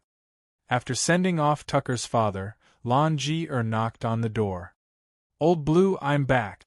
The door of Blue Wood's dad's grocery opened, but it wasn't Blue Wood's father who came out. Instead, it was a middle-aged Akimis woman. She lifted her hide skirt and rushed out of the shop. She didn't even dare to look at Longier. Perhaps it was because she ran too fast, but the wind blew up her hide skirt, and a blue striped butt was immediately exposed to the air. That butt was not sexy, but it was definitely eye-catching. It was not only because it was a woman's butt, but more importantly, it had two very obvious blue palm prints on it. Longier was stunned on the spot. She clearly did not expect such a situation to happen. At that moment, a fat old man, Akimis, walked out of the tree-hole shop. When he saw Longier standing at the door, he was stunned for a moment. Then, he revealed an exaggerated expression and opened his arms to give Longier a bear hug. Ah, my precious daughter, where have you been all this time? I missed you so much. Longier pushed him away with a look of disdain. You only think about your money and women. Then, he turned to Charlotte and said, this person is my father, Blue Wood, but you don't have to care about him. Xiale could not help but laugh in his heart. Like daughter, like father. There were too many similarities between this pair of father and daughter. Only then did Blue Wood shift his gaze to Charlotte and said, human kid? Precious daughter, why did you bring a human to our tribe? Is he rich? How much money did you cheat him of? Is this guy stupid? Have you slept with him? Did you suffer any losses? There were a lot of questions, and every one of them was embarrassing. This Akimis old man named Blue Wood seemed to think that Charlotte could not understand the Akimis language, so he said these words in front of Charlotte. He did not care about Charlotte's feelings at all. Charlotte did not know how to greet Blue Wood, but out of courtesy, he still smiled at him. Longier said, he can speak the Akimis language, you drunkard and lecher. Blue Wood's face changed into a surprised expression. A human who can speak the Akimis language is really a knowledgeable talent. Young friend, I welcome you to my house. In the next second, Blue Wood and Charlotte hugged each other. It was as if the words he had just said did not exist. His ability to adapt to the situation and the thickness of his skin were amazing. Longier wrinkled her nose. I'm going back to my house. Are you going to stay with him, or come with me? Charlotte said, of course I'm going with you. He then smiled and said to Blue Wood, Dad Blue Wood, nice to meet you. Let's chat later. I want to ask you to help me make a set of Tisha Beast leather battle armor. Blue Wood's gaze then shifted to the bulging equipment bag on Charlotte's back. He did not hide the greed and excitement in his eyes. I didn't expect you to have Tisha Beast leather. Let me have a look. Believe in my skills. I will definitely make you the best Tisha Beast leather battle armor in the world. Charlotte was about to take off the equipment bag and hand it to Blue Wood when he heard Longier say, if you give it to him now, he will definitely give you a set of rat leather battle armor. Charlotte was speechless. Blue Wood stared at Longier. Baby girl, what's wrong with you? I'm a father who loves you with all my heart. I've worked so hard to bring you up. Before Blue Wood could finish speaking, Longier had already walked into the tree-hole shop. Dad Blue Wood, let's talk later. Charlotte followed her in. The tree-hole shop was bigger than Charlotte had imagined. It was about 30 square meters. There were several shelves in the shop, and the shelves were filled with goods waiting to be sold. There were bows and arrows, spears, battle knives, and beast leather battle armor, as well as some flour and dried meat. There was even a pair of Blue Moon People's battle boots that could help people run and jump. There were also some goods that Luli had never seen before. There were dozens of goods on the shelves. There was no particular pattern to their placement, and it looked very messy. Charlotte did not look at them for long. He followed Longier up the stairs. This was the first time he had seen a staircase carved from the inside of a tree trunk, and it was also the first time he had walked it. Just as Charlotte followed Longier up the stairs, Bluewood's father's expression changed. He was calm and serious, and he seemed to be preoccupied. It was as if he had suddenly become a different person.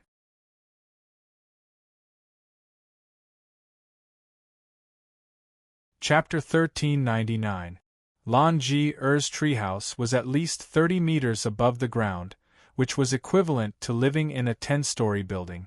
It was built on a few branches, and it was all made of wood. Most of the furniture in the house was also made of wood. There were many decorations in the treehouse, such as garlands made of flowers and vines, religious patterns made of animal bones, and so on. Everything exuded the aura of primitive nature. Charlotte also saw Longier's bed. It was a small wooden bed, and the quilt was made of a well-colored animal skin. There was also her wardrobe. When he looked through her wardrobe, he saw some tribal-style clothes sewn with animal skins, and some clothes made of plant fibers similar to linen. However, he did not see any bras or underwear. The Ahemus never wore underwear or bras. This was a custom that he had known for a long time, but every time he thought about it, he could not help but feel confused. Longier said, "Let me tell you about our gladiatorial tradition. It is forbidden to fight without a reason, and it is also forbidden to fight with the strong bullying the weak. However, if there is a conflict between the two sides, we usually deal with it in a fair fight. The venue is in the Sky Square. If you win, your request will be more convincing and easier to satisfy. Gladiatorial fights involving tribal warriors will usually attract a lot of people to watch, and the tribal council will also send representative. If you beat Armagorn, you can ask the representative of the council to stay." Charlotte nodded. "I understand. Tell me the details of the gladiatorial fight." "Let me finish," Longier said. "The representative of the council will definitely ask you why you want to stay." She interrupted Ciale's words, but when she said this, she started to stutter again. Charlotte smiled. "Just say what you want to say. Don't worry about it. You have to tell the representative that you love me and want to marry me," Longier said. Charlotte looked at Longier, stunned. Longier stared at Charlotte fiercely. Do you think I want to? It is I, not you, who will lose my reputation. I'm trying to help you. Don't you see the hostility shown to you by the people here? You have to have a good reason to stay. If you don't have a good reason, they'll kick you out if you're lucky, or kill you if you're unlucky. But even if you're lucky and the tribal council allows you to leave, do you think Ommegang will let you go? He will lead his hunting team and even join forces with warriors from other tribes to hunt you down." Charlotte fell silent. Before coming to the Ahemus tribe, he had thought about the danger of doing so, but he still came, because the Ahemus tribe held the answers he was looking for. "Believe me, this is the best I can think of. Now you need to make a decision. If your answer is no, you should leave this place as soon as possible.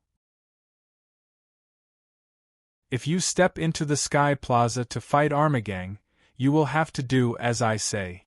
Charlotte was silent for a moment before he said, "All right, I'll do as you say." Longier's mouth showed a trace of a smile. "You made the right decision, so you need to pay 100,000 blue moon coins." Charlotte was stunned on the spot. Just now, he thought that Longier's character had exploded, but in the blink of an eye, the fox revealed its tail. She said so much and went around in a big circle, but in the end it was all for one thing, money. Longier said, "Don't tell me you don't have money. I know how much you've plundered from Song Ji's treasure house. There are at least 200,000 blue moon coins in your equipment bag. I heard from the merchant that you've exchanged at least 200,000 blue moon coins. Am I right?" Charlotte smiled bitterly. "You're right. I can also agree to your conditions, but I also have a condition. You have to tell me, why do you like money so much? Why do you need so many blue moon coins? To save for my dowry.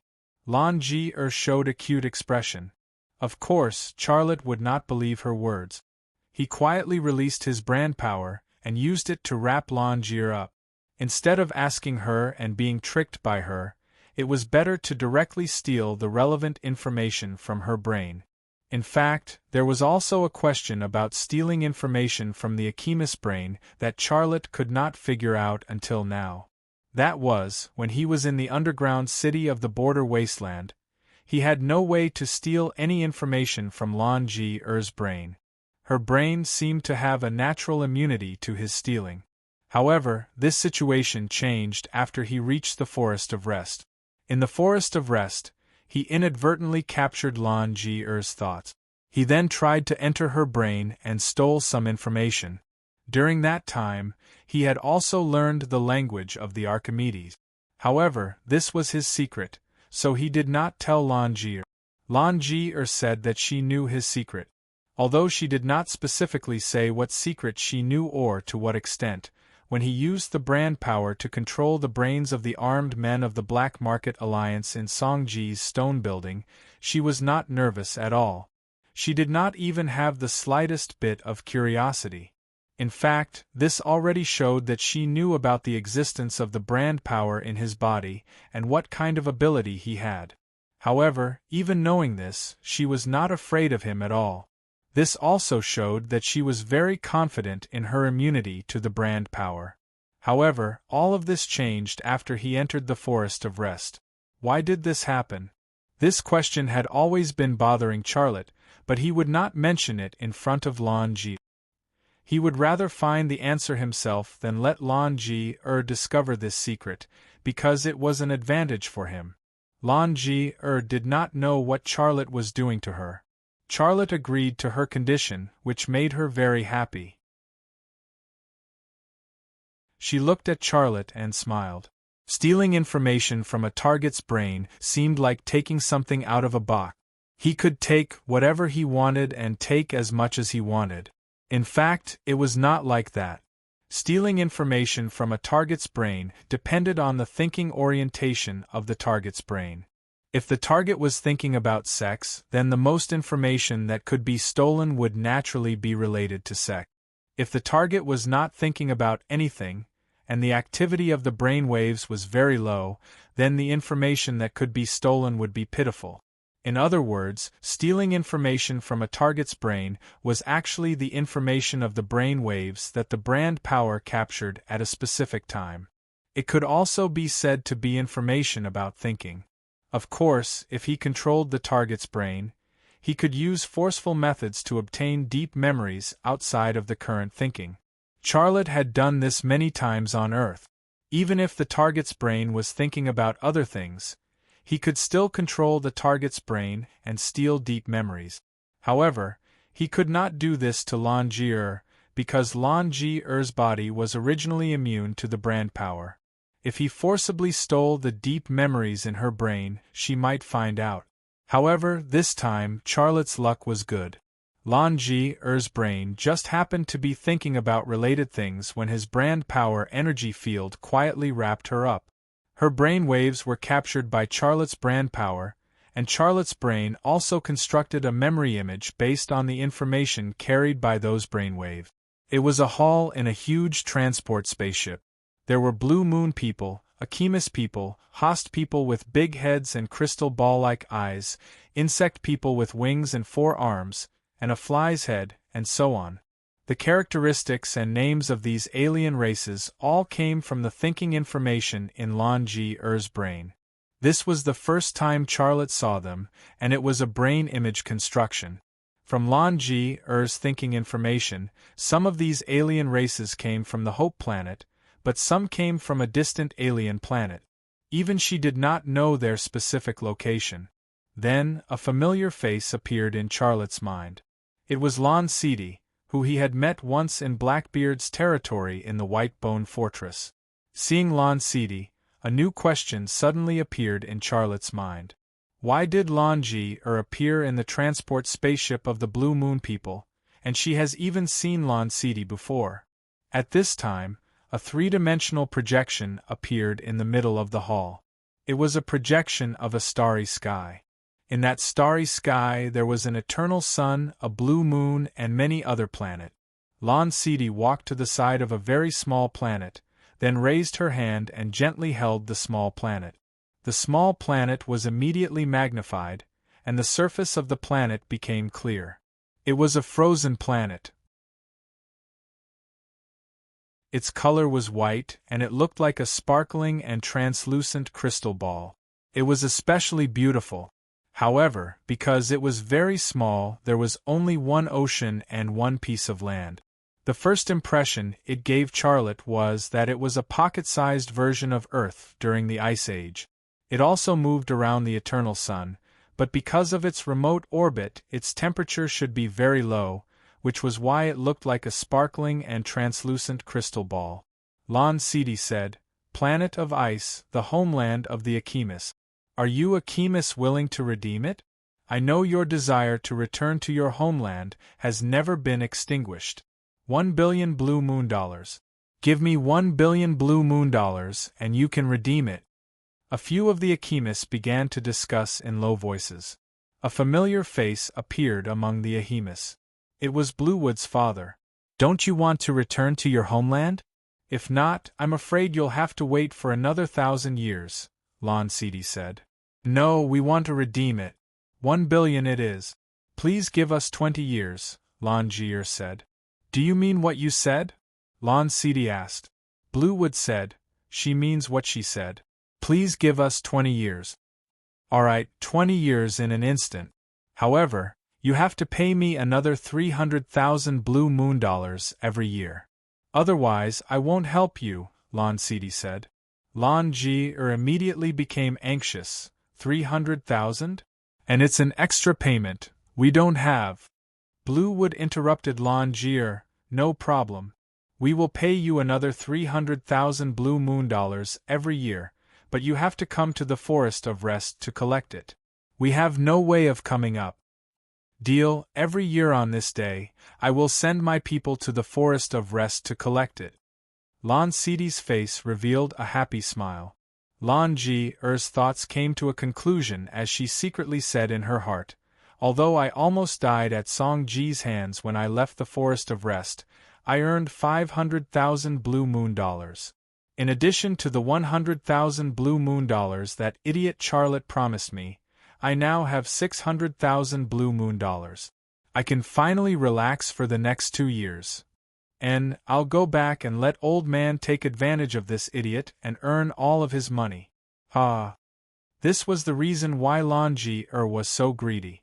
Now that he knew the truth, although he was blackmailed of 100,000 blue moon dollars, Charlotte did not care at all. He did not hate her either. On the contrary, he suddenly had a good impression of her. Charlotte looked at Lon Jier and smiled. His eyes were very gentle. Lon Jier pouted. "Why are you looking at me like that? I'm telling you, I'm helping you. I'm not serious. Even if all the men in this world die, I will not consider you. Do you understand what I mean?" Charlotte nodded his head. "I understand.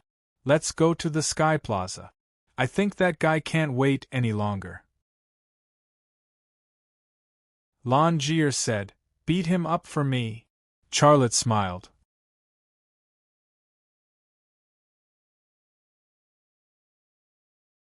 Chapter 1400. The Sky Plaza was already filled with people. There were men and women, young and old, but most of them were young Akimis women. Amagang was the youngest warrior in the entire Akimis tribe. He was tall, muscular, and very handsome. There were definitely many Akimis women who liked him. He didn't know if the Akimis had the concept of fans, but in Charlotte's eyes, those young Akimis women were Amagang's hardcore fans. They would cheer for Amagang and even attack him to create a home atmosphere and an advantage for him. But he didn't care, because he was a ferocious dragon that crossed the river. When Lon Jier and Charlotte appeared, everyone's eyes shifted to them. Lon Jier and the others definitely knew each other, but they didn't know who Charlotte and the others were. Their eyes were filled with curiosity, suspicion, and even hostility.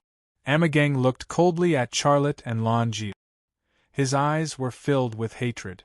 Longier reached out and grabbed Charlotte's arm. She was talking and laughing with Charlotte, and their actions were very intimate. Damn it! How could she get together with a human kid? That kid must have lied to her. Amagang said hatefully. A middle-aged Akimis man came to Amagang's side and watched with him as Charlotte and Longier slowly walked over. He was dressed differently from the rest of the Archimedes.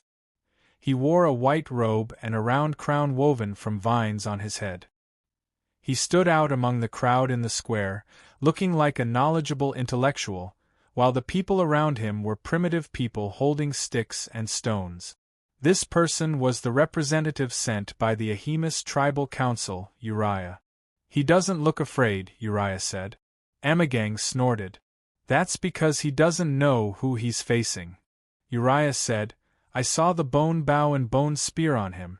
They seem to be made from Taisha's bones. This shows that his archery and spear skills are quite good. I suggest you fight hand-to-hand with him. You are the strongest warrior in our tribe. No human can be stronger than you and know how to fight better than you. I'm sure you can break his neck with your bare hands. You want me to kill him? Kill him. Walaya's voice was cold. Amon nodded. His lips curled into a cold smile. Even if you didn't tell me, I would have killed him anyway. Longier held onto Charlotte's hand and walked in front of Amagang and Uriah.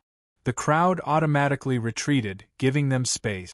Under the watchful eyes of everyone, Longier suddenly hugged Charlotte's waist and kissed his lips.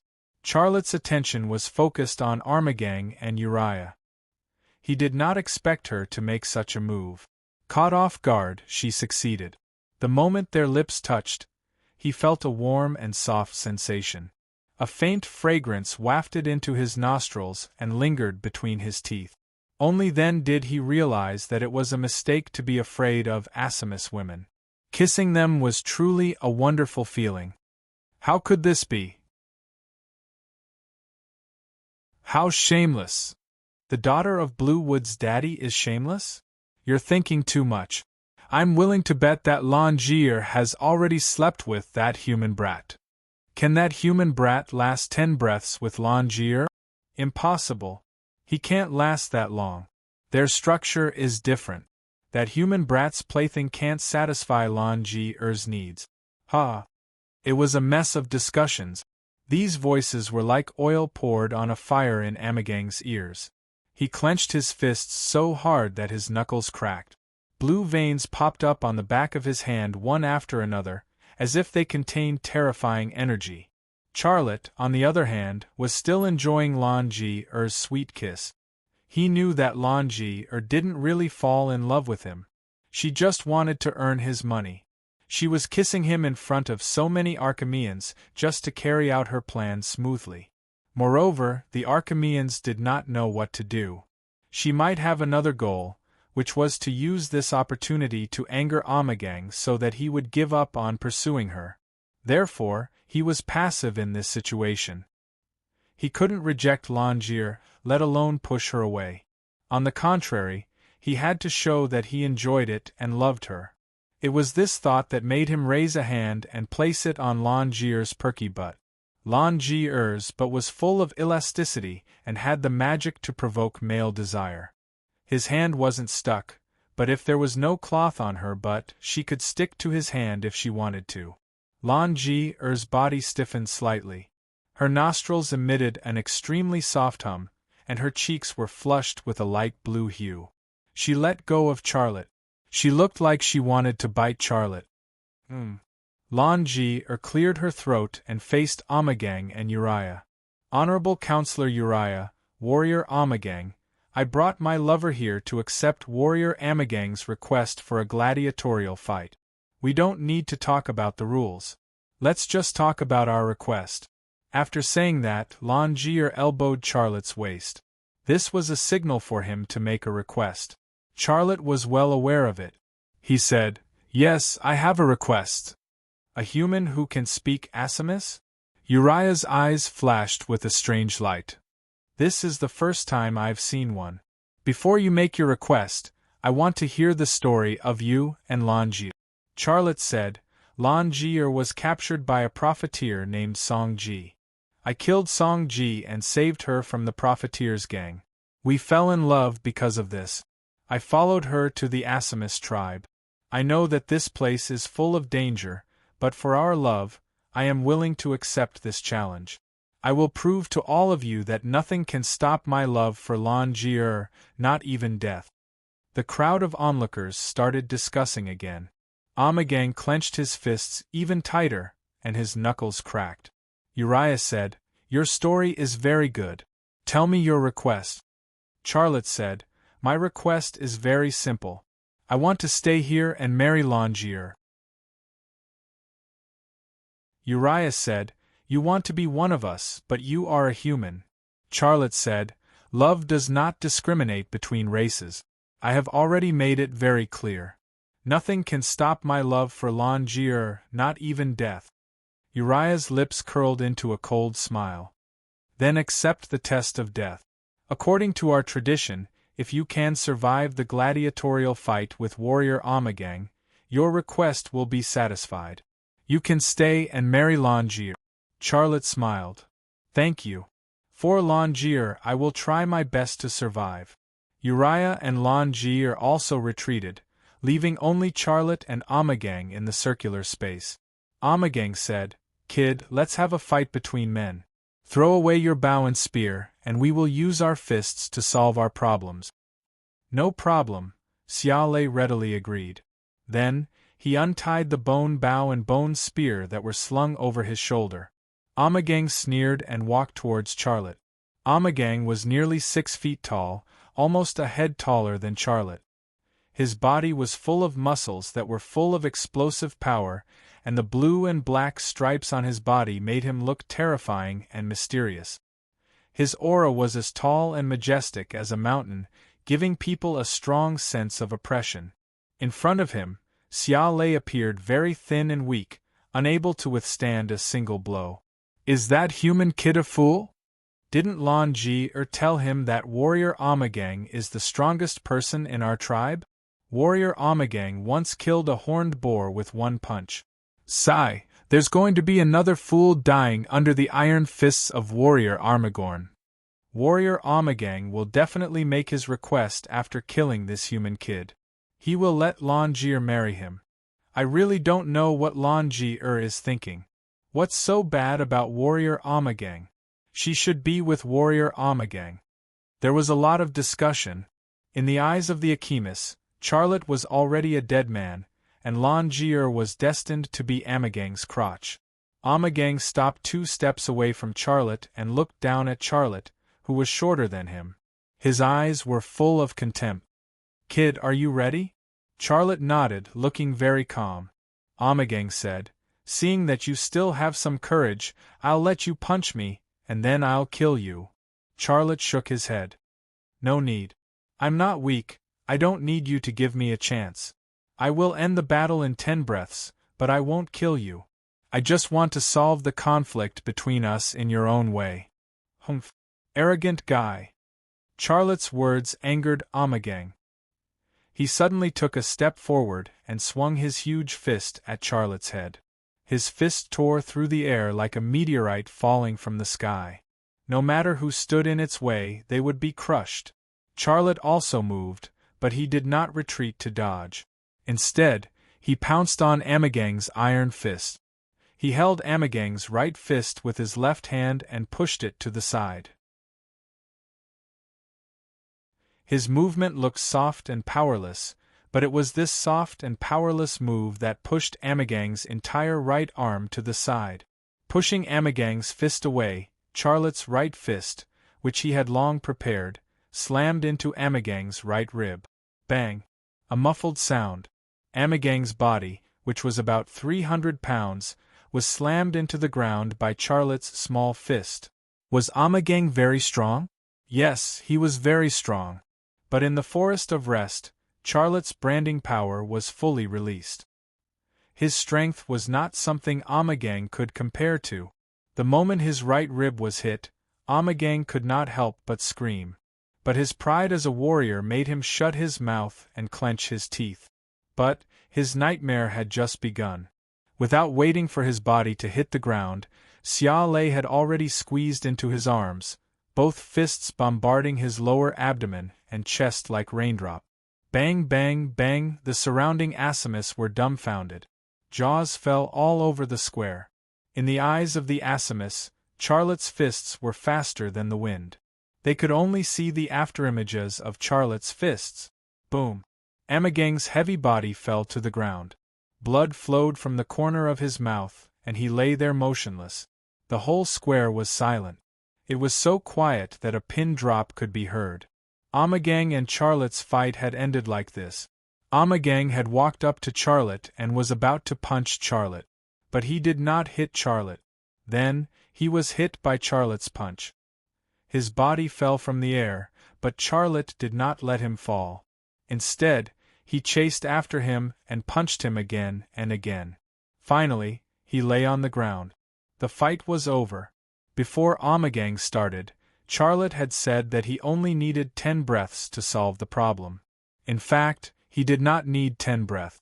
The whole process had only taken 8 breaths. The direct descendant of Wing Chun Kung Fu is best at close combat. Coupled with the power of the brand, Armagang, who chose to fight hand-to-hand, is actually the fool. Uriah stared at Xia Lei, dumbfounded. His mind was blank. Charlotte turned and left without saying a word. Lan Jie caught up and held Charlotte's arm. Her face was full of joy.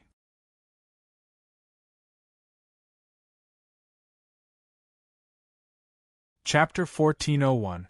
The news that Amma, the strongest warrior in the tribe, had just been beaten up by a human boy spread like wildfire throughout the entire Akimis tribe. Then, there were some new versions of the story. The strongest human boy fell in love with the prettiest girl in the Akimis tribe. It was love at first sight. He beat up his rival and won her heart. The most greedy girl in the Akimis tribe was trapped in a fire pit. The strongest human boy killed his way into a violent gang to save her. They fell in love at first sight. He abandoned the humans and came here to continue his love with the greedy girl in the Akimis tribe. The genius girl in the Akimis tribe had good eyes. She fell in love with the strongest human boy and seduced him. Then, she brought him to the Akimis tribe. Her plan was to have the strongest mixed-blood baby with the strongest human boy. The Akimis people were actually very gossipy. Just as all kinds of funny versions of the story were circulating in the Akimis tribe, the genius girl of the Akimis was counting the money. 98,000, 99,000. When she reached 99,000, Lan Jie looked up at Charlotte. No more. You gave me 1,000 less. Hurry up and make it up. Charlotte looked at Lan Jie, who was sitting on the bed and counting the money. You gave me 1 less on purpose, didn't you? Of course not. What's wrong with you? I helped you so much and you gave me 1,000 less. I didn't expect you to be such a person. Lan Jie was very angry. Let me count. Charlotte reached out to take the money. Lan Jie hugged the pile of blue moon coins in her arms. No, after you count them, I'll have to count them 2 more times. I'm very sure you gave me 1 less. Charlotte smiled bitterly.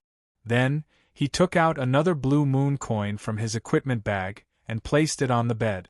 Lan Jie grabbed the large denomination blue moon coin in her hand, afraid that Xia Lei would snatch it back. If he had not stolen the relevant information from her brain and knew why she and her father, Old Blue Wood, worked so hard to earn money, Charlotte would definitely look down on her. But now that he knew why she and Lan Mu's father were so greedy, his heart was filled with sympathy. However, he still hadn't figured out the true identity of Lan Mu's father and her. If Blue Wood's father and Lanji were just ordinary Ahimis, why would they be so passionate about redeeming the Ahimis homeland, the planet of ice? Therefore, from this point alone, he could conclude that Lan Mu's father and Lanji were not ordinary Ahimis. There must be an unknown story behind this pair of father and daughter. But it was also because of that reason that Lan Jie's body had a mysterious immunity to the power of branding. He did not dare to rashly control her brain, to dig deep into the deep memories in her brain. He didn't hesitate to wait for an opportunity to steal Lan Ji-er's thoughts when she was thinking about relevant questions, and thus find the answer. Lan Ji-er put the money that Charlotte gave her into a box and locked it. Charlotte smiled and said, "Aren't you afraid that I'll steal your money?" Lan Ji-er carried the suitcase and walked out. "I won't give you this chance." "Where do I sleep tonight?" Charlotte asked. "Now that everyone knows that you're my lover, of course you'll have to sleep in my room. But you can't sleep in my bed. You can only sleep on the floor. There's a blanket in the closet. Go get it yourself." Lan Ji-er went out the door. Charlotte actually didn't want to stay in the same room as Lan Ji-er, but he also felt that what Lan Ji-er said made sense. He had defeated Armagang and had become Lan Ji-er's lover in a very high-profile manner. If he still slept separately from Lan Ji-er, it would definitely arouse all kinds of suspicions. After Lan Ji-er left, he took out a spy and an animal skin blanket from the closet and made his bed on the floor near the window. Through the window, Charlotte saw the Ahimis tribe, which had blended into the forest. There were tree houses and streets that extended through the forest like a spider's web. Everything here felt like a surreal dream. He didn't know when he would wake up and everything in front of him would disappear. Charlotte's gaze moved to the top of the Ahimis mountain. There was a building on the snow-covered mountain top. Unlike the buildings here, the building was made of stone. It was very majestic and looked like a very large temple. Charlotte thought to himself, "There's a sky temple behind the square where Armagang and I fought. It's also very large. The one on the top of the mountain looks even larger. What kind of temple is that? There's no need for the Ahimis to build two temples on the same mountain, right? If it's not a temple, then where is it?" Just as Charlotte was guessing in his mind, he suddenly heard a clear voice outside the window. It was a young woman's voice. She was singing in the Ahimis language. The main idea of the lyrics was, "My love, I hear your laughter coming from the Holy Land. Your voice is so charming and beautiful. I can't get enough of it. The person who killed you was beaten half to death. The warrior's glory was shattered on the ground. I know you like this kind of story, so I'll sing it to you. You're the warrior in my heart. I love you, I love you." The singing was intermittent. Charlotte looked in the direction of the voice. He soon saw the woman singing. In a treehouse on the crown of a giant tree next to Bluewood Daddy's general store, a young Ahimis woman was singing by the window of the treehouse. There was a vegetable oil lamp next to the woman, and the dancing flame shone on her face. She was very quiet and very beautiful, like a foreign rose blooming in the candlelight. Aren't these lyrics about the fight between Amar and me? Judging from the way she sings, did her lover die in the hands of Armagang? Charlotte thought to himself. The young Ahimis woman was still singing. Perhaps it was the song that reached its climax. 2 teardrops rolled down from the corner of her eyes. Under the light of the oil lamp, the 2 teardrops sparkled like pearls. A sad love song and a sad woman were all factors that easily touched a man's heart. Charlotte got up from his bed and went out the door. He stepped on a giant branch that was at least a meter in diameter and walked toward the woman's treehouse. Although they were 2 different trees, it was impossible for such a giant tree's crown not to be squeezed together. Therefore, the branches of the 2 giant trees became natural paths. It was easy to walk from the giant branches to the other tree. Charlotte did not go to the door because the sad woman's lyrics touched his heart. It made his testosterone explode, and he wanted to comfort her. It was this sad woman that gave him an idea. This idea was related to the question he was thinking about just now, which was the secret of Lan Ji-er and Bluewood Daddy's identity and ability. When Lan Ji-er met him for the first time, she told him that she knew his secret. He was afraid of Lan Ji-er's magical immunity to the power of the brand, so he did not dare to control her brain and steal her deep memory. But this sad woman was different. She looked like an ordinary Ahimis woman. She was grateful to him and would not be on guard. So why not look for the answer he wanted from this woman? As Lan Mu's father and Lan Jier's neighbor, she must know a lot about Lan Mu's father and Lan Jier. Also, she was also an Ahemus. If she also had the mysterious immunity that Lan Jier had, then Lan Jier was normal. If she did not have that kind of immunity, then Lan Jier would be the most special one in the Ahemus tribe. The branches that stretched across the sky were quickly left behind by Charlotte. He came to the woman's window. The woman did not notice him and was still singing. Her lyrics were spontaneous, but they were not messy. From beginning to end, they revolved around the theme of love and longing. It was very touching. Charlotte stopped in front of the woman's window and coughed. The woman was startled by Charlotte. She hurriedly stood up and covered her towering breasts with her hands. This was a self-protective action. However, when she saw clearly that the person standing outside the window was that amazing human boy, her nervousness instantly disappeared. However, she was still full of vigilance. Why are you here? Charlotte smiled. He pointed to Lan Jier's treehouse and said, I live there temporarily. Our houses are not far from each other, so we can be considered neighbors. I heard you singing and was attracted by your voice. I'm sorry to disturb you. If you don't want to do this, I'll go back now.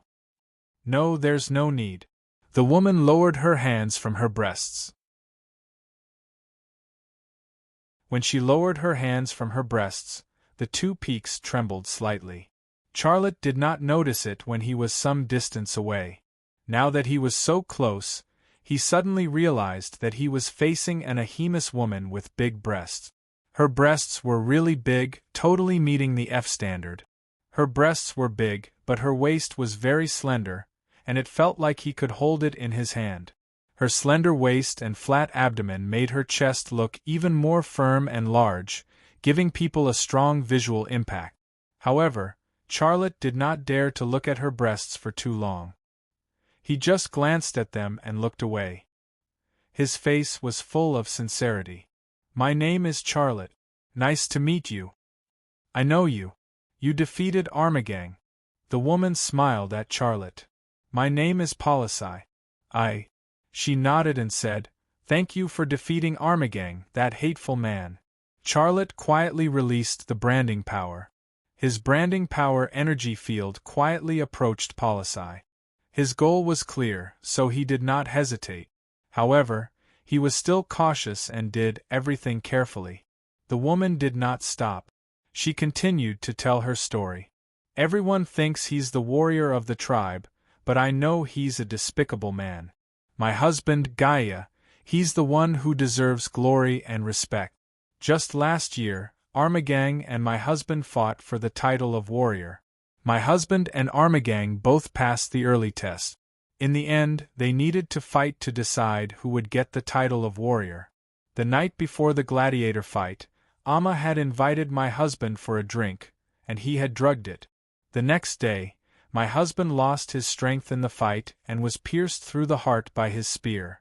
This was a sad and angry story. She was definitely a pitiful woman. However, Charlotte still suppressed the feeling of guilt in his heart. Suddenly, it invaded her brain. At that moment, the information stored in Boris's brain flooded into his brain like a tidal wave.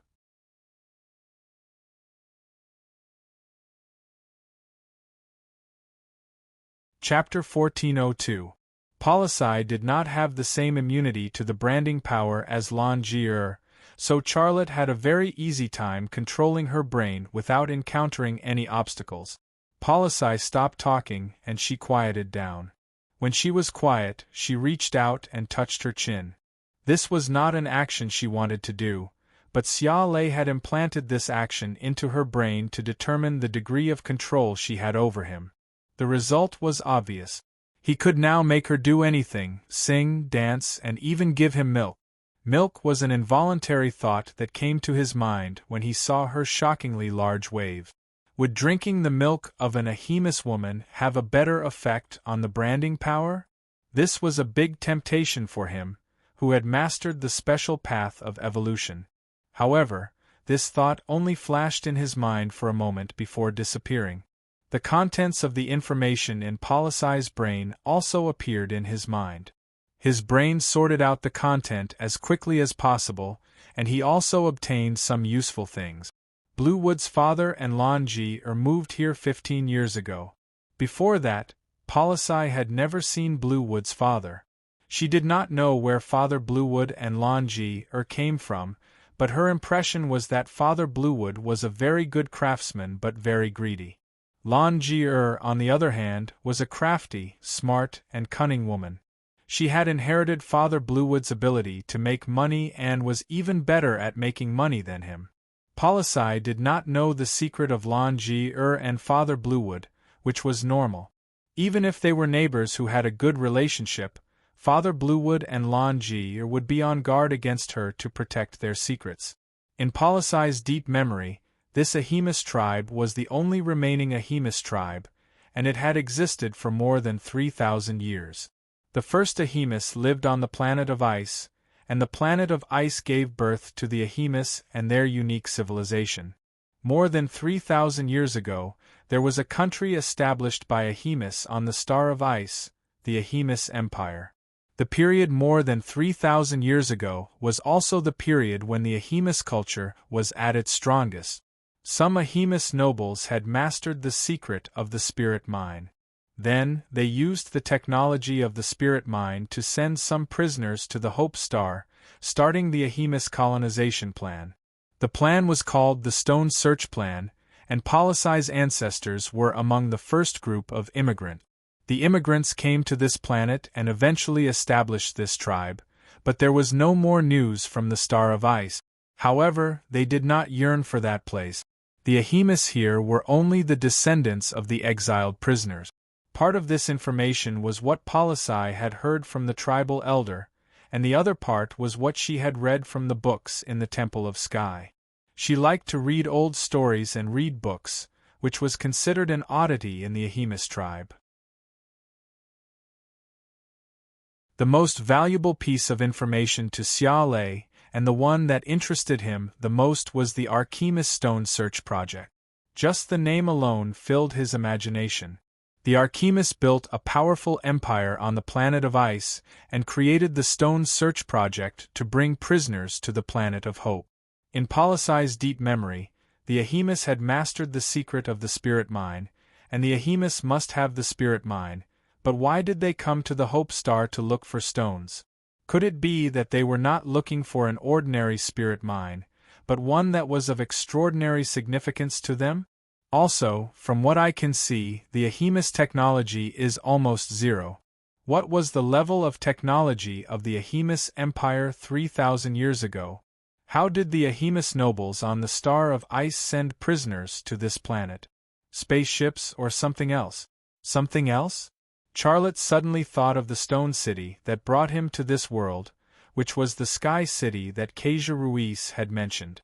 The Ahemus believed in the god of the sky, and the stone city was called the Sky City. Could there be a connection? Endless imagination, endless questions. Polisai stood there quietly. She did not know anything. Suddenly, there was a sound behind him. It was the sound of footsteps coming from inside the tree. Xia Lei's train of thought was interrupted. He turned around to look. His vision penetrated the tree trunk almost without any resistance, and he saw what was going on inside the tree trunk. Lanji had already dealt with the money, and she was climbing up the stairs inside the tree trunk. Charlotte retracted his gaze, and at the same time, he ended the control of Polisai's brain. He controlled Polisai's brain for a few minutes, but for Polisai, it was just a brief moment of absent-mindedness. Where was I just now? Boris looked a little confused. Xia Lei's expression was solemn, and he looked very angry. You said it. That despicable bastard Armagang drugged your husband and killed him. He used despicable means to take away the glory that should have belonged to your husband. I also hate that guy, and I think we can be good friends. Polisai nodded slightly. She was obviously cautious about Charlotte's "we can be good friends" proposal. After all, she had just met the human boy in front of her, and she did not know him at all. Okay, I won't bother you anymore. I'm going back. Charlotte said goodbye and left, walking quickly. Be careful, don't fall down the tree. You're not an Achemus, you can climb trees at will. Polisai warned. Charlotte did not look back, but raised his right hand and waved twice, indicating that he heard her. Charlotte returned to his room and crawled into the animal skin quilt. Just as he lay down, Langi opened the door and walked in. You're sleeping so early? What else can I do but sleep?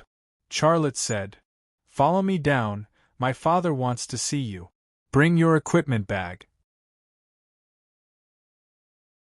It wasn't easy for me to convince him to help you make the Tai Sha armor, Langi said.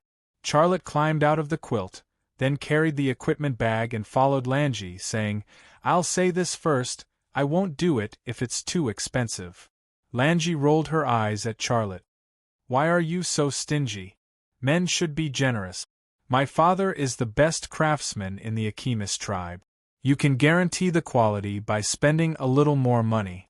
Charlotte, when they arrived at Old Man Lanmu's grocery store, Charlotte did not see Old Man Lanmu. Langi pushed open the door of the grocery store and walked out. Charlotte did not ask and followed Langi out of the grocery store. Langi climbed up the stone street, not stopping until she passed the Sky Plaza. Charlotte looked up at the top of the mountain and thought to himself, is she going to take me to the top of the mountain? Langi still did not say where she was going.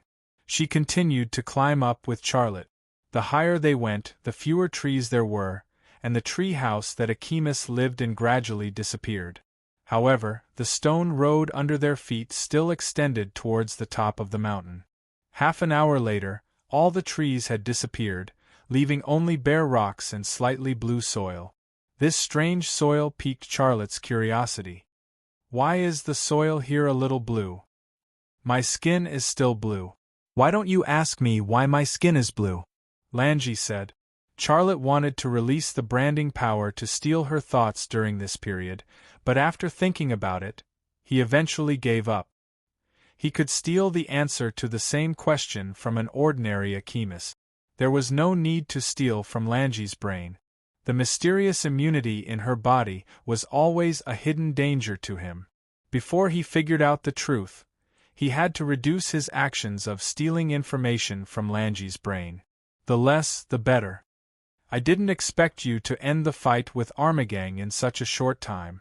In my imagination, you would be beaten half to death by him and then win by a fluke, Langi said as she walked.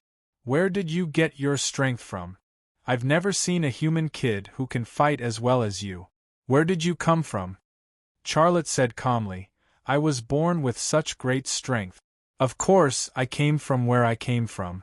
Also, why don't you ask me why my eyes can see things and why my mouth can speak?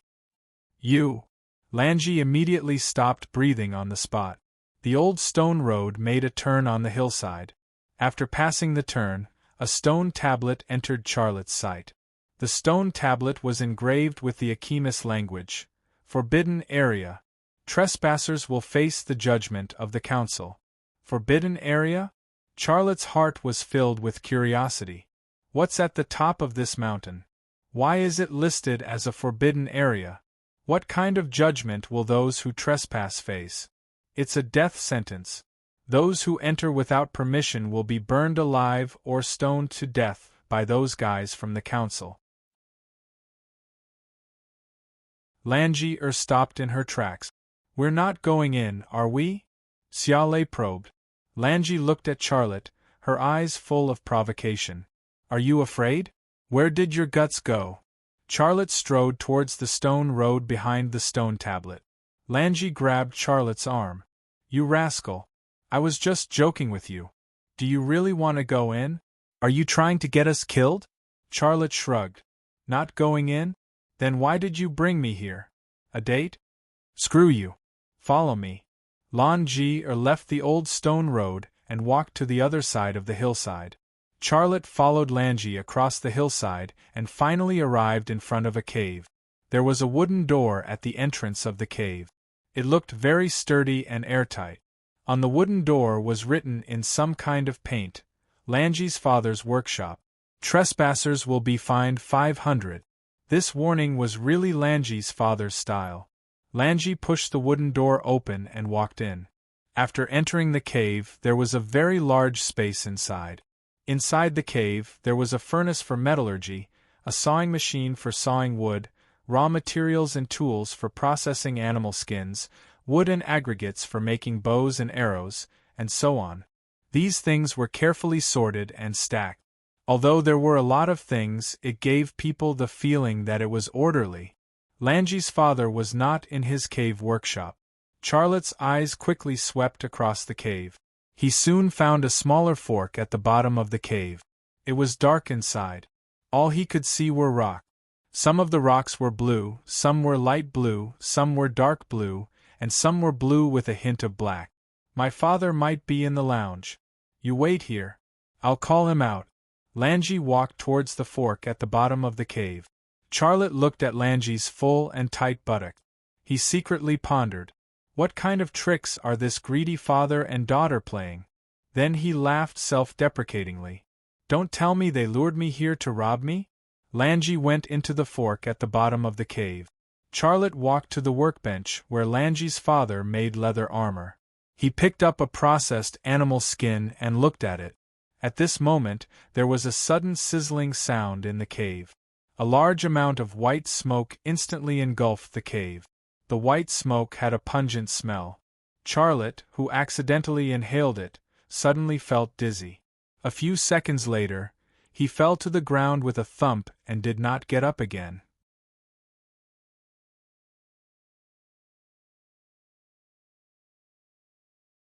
Chapter 1403.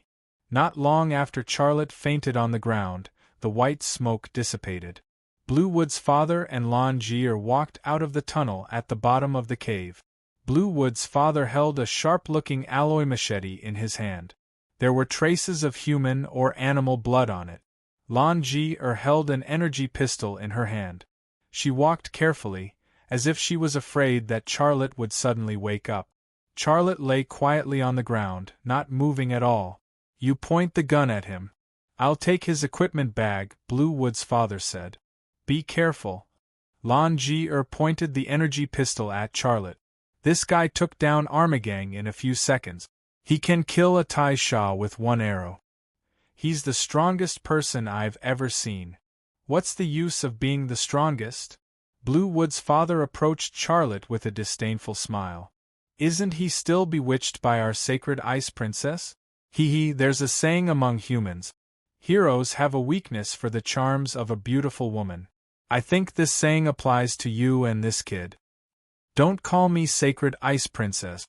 The empire no longer exists, and you're no longer the king of Akimis. If our secret is known, our plan will fail. The council's planners might not necessarily execute us. They're the descendants of prisoners, after all. 3,000 years ago, the nobles of the empire sent their ancestors here as cannon fodder. How could they not hate us? Lan Jier said. You're right. But you don't have to be too nervous. This guy has already been bewitched by us. He won't reveal our secret. Bluewood's father reached out and grabbed Charlotte's equipment bag, then carefully took it away from Charlotte's body. Lan Jier moved closer and snatched Charlotte's equipment bag from Bluewood's father's hands. She opened the equipment bag and took out all the money. When she saw the money, her eyes became scorching hot, and she felt a little radiant. What do we do with this guy now? Bluewood's father waved the alloy machete in his hand. Do you want me to cut off his head? If I chop him into minced meat and sell it to the pie shop, I'll be able to make some money. You can't be serious, right? Haha, just kidding. You're so nervous. Don't tell me you've fallen for this kid? Father Bluewood waved the alloy machete in his hand again. I'm telling you, you can't be with him. Although the Asimis Empire no longer exists, the blood that flows in your body is still that of the Asimis Empire's royal family. You can only marry a man of the royal family to ensure the purity of the royal bloodline. Enough. Don. Take him to my lab. I want to study him thoroughly. He has that kind of energy in his body. I want to figure out what's going on, Lanji said. Lan Mu's father carried Xia Lei and walked towards the fork at the bottom of the cave. Originally, there were no lights in the fork cave. After Lan Jie and Lan Mu's father entered, there were lights. Furthermore, they were not oil lamps, but very bright electric lamps. There were several man-made rooms in the tunnel, and Bluewood's father carried Xia Lei into one of the rooms. There were some experimental equipment and utensils in the room. There was also a generator for the Blue Moon people. It was very quiet. There was almost no sound when it was working. The electricity in the cave came from it. Bluewood's father put Charlotte on an alloy bench. "Wait for me outside," Bluewood said. "Can't I stay?" Bluewood's father looked a little unhappy. "I want to strip him naked. You're my father. I don't think it's appropriate." Lan Jie pushed Bluewood's father towards the door. Go and count the money in his equipment bag." "Okay, but you have to tell me the results," Bluewood's father said. "Okay. It'll be done soon." Lan Jie pushed Lan Mu's father out of the door and pressed on a blue rock on the wall. A clicking sound came from the stone wall. The whole stone wall moved quickly, blocking the door to the room. The door was disguised as a stone wall. It was powered by electricity. This place was filled with a strange aura. Bluewood's father returned to the alloy bench and began to remove Charlotte's clothes. Charlotte was still unconscious. He did not react at all when Bluewood's clothes were removed. Bluewood's movements were very fast. In just 2 minutes, she had removed all of Charlotte's clothes. Her gaze moved down from Charlotte's face and finally stopped at a certain spot. For some unknown reason, she actually reached out and flicked something with her fingers. Puff! The blue and black-colored finger suddenly jumped from the force. This scene was very funny, just like a mature big sister teasing a little brat. "Aren't you very powerful? You're like a dead animal that I can play with." Bluewood's mother said to herself. "You're a mysterious person. But it's okay if you don't tell me. I'll figure it out myself. I got a piece of equipment from the Blue Moon people. It cost me a lot of money. You should feel honored that I can use it on you." Charlotte still did not react to being teased and ridiculed. Bluewoods pushed a piece of equipment from the Blue Moon people to the alloy bench. She placed a scanning device on Charlotte's body. Her fingers swept across Charlotte's chest. Her blue fingernails left a faint scratch on the delicate skin. Psionic power. This energy is called psionic power in the Assamese Empire. It's omnipotent. The Assamese Empire's royalty calls it divine power. I should have inherited that divine power. But because of the dilution of my bloodline, it didn't appear in me. You're just a weak human. How can you have psionic power in your body? I must unravel the secret in your body. Bluewood's hand reached out to switch on the Blue Moon people's equipment. At that moment, a hand suddenly grabbed her wrist. She suddenly realized something. She opened her mouth and wanted to scream.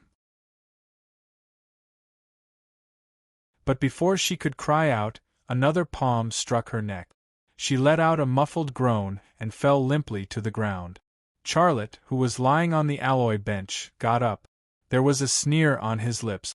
"If your drug could knock me out, I would have died several times over.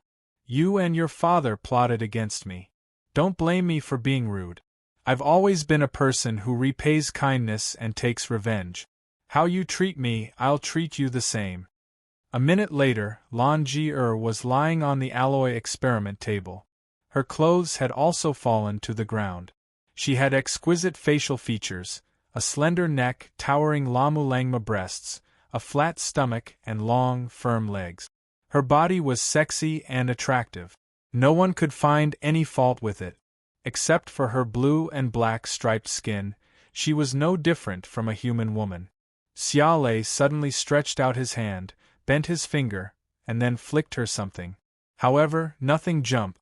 It was his finger that almost touched it. Whatever Bluewoods did to him, he would do the same to Bluewoods. He did what he said. Bluewoods' father didn't react. It seemed that both she and Bluewoods' father had underestimated Charlotte's strength. To be more precise, They had underestimated Charlotte's extraordinary immunity. She had lured Charlotte here. Her father, Bluewood's father, had prepared the drugged knockout smoke. But she and her father had never thought that Charlotte's body would automatically detoxify the drug. That kind of knockout smoke had no effect on Charlotte. The reason why Charlotte had fainted was to cooperate with the father and daughters acting. He wanted to obtain important information from them. The moment the knockout smoke appeared, he had decided not to fight. He had to outsmart them. If he pretended to faint, would Bluewood's father and Bluewood's father be on guard against someone who fainted? Of course not. The most deceiving thing was one's own eyes. Both Bluewood's father and Bluewood's father had been fooled by their own eyes. He pretended to faint, and the conversation between Bluewood's father and Bluewood's father appeared. It also brought him a very valuable piece of information. Bluewood's father and Bluewood's father were actually royalty of the Achemis Empire more than 3,000 years ago. Bluewood's father even had the title of Sacred Ice Princess. You and your father came here 15 years ago. Don't tell me you're here to settle down? What are you looking for? Xia Lei's mind was filled with conjectures. His fingers also brushed past Lan Ji-er's 2 Mount Everest peaks, leaving a faint fingernail mark on her delicate, brightly colored skin. He activated the Blue Moon People's experiment and then used the scanner on the instrument to scan Bluewood's body. The Blue Moon People's experiment instrument immediately displayed the scan data. The data appeared in the form of a holographic projection above the instrument. All the data on Bluewood's body was presented in front of Charlotte, without missing a single detail. This data included the frequency of her brain waves, heartbeat, gastrointestinal peristalsis, strength produced by her muscles, and even the number of pores on her body, how many strands of hair, and how many strands of hair. Everything was accurate down to the single digit. Finally, a new set of numbers appeared, accompanied by a system voice in the Blue Moon People's language. Achemis. Gender, female. Age, 23 years, 11 months, 11 days, 8 hours, 35 minutes. Overall intelligence, 231. Overall combat power, 128. Her genes have attributes similar to a level 1 spirit ore. This attribute allows her to sense the existence of the spirit ore's energy and also allows her body to evolve more actively.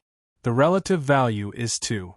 This type of gene was relatively common among the royalty of the Achemis Empire in the early days, but it is currently very rare. For more information, please refer to archive number 13456. You need to go to the Imperial Library to look it up, and it requires level 1 authority. There were actually levels of spirit ore. Bluewood's genes had attributes similar to a level 1 spirit ore. This allowed her to sense the existence of the spirit ore's energy, and at the same time, it allowed her body to evolve more actively.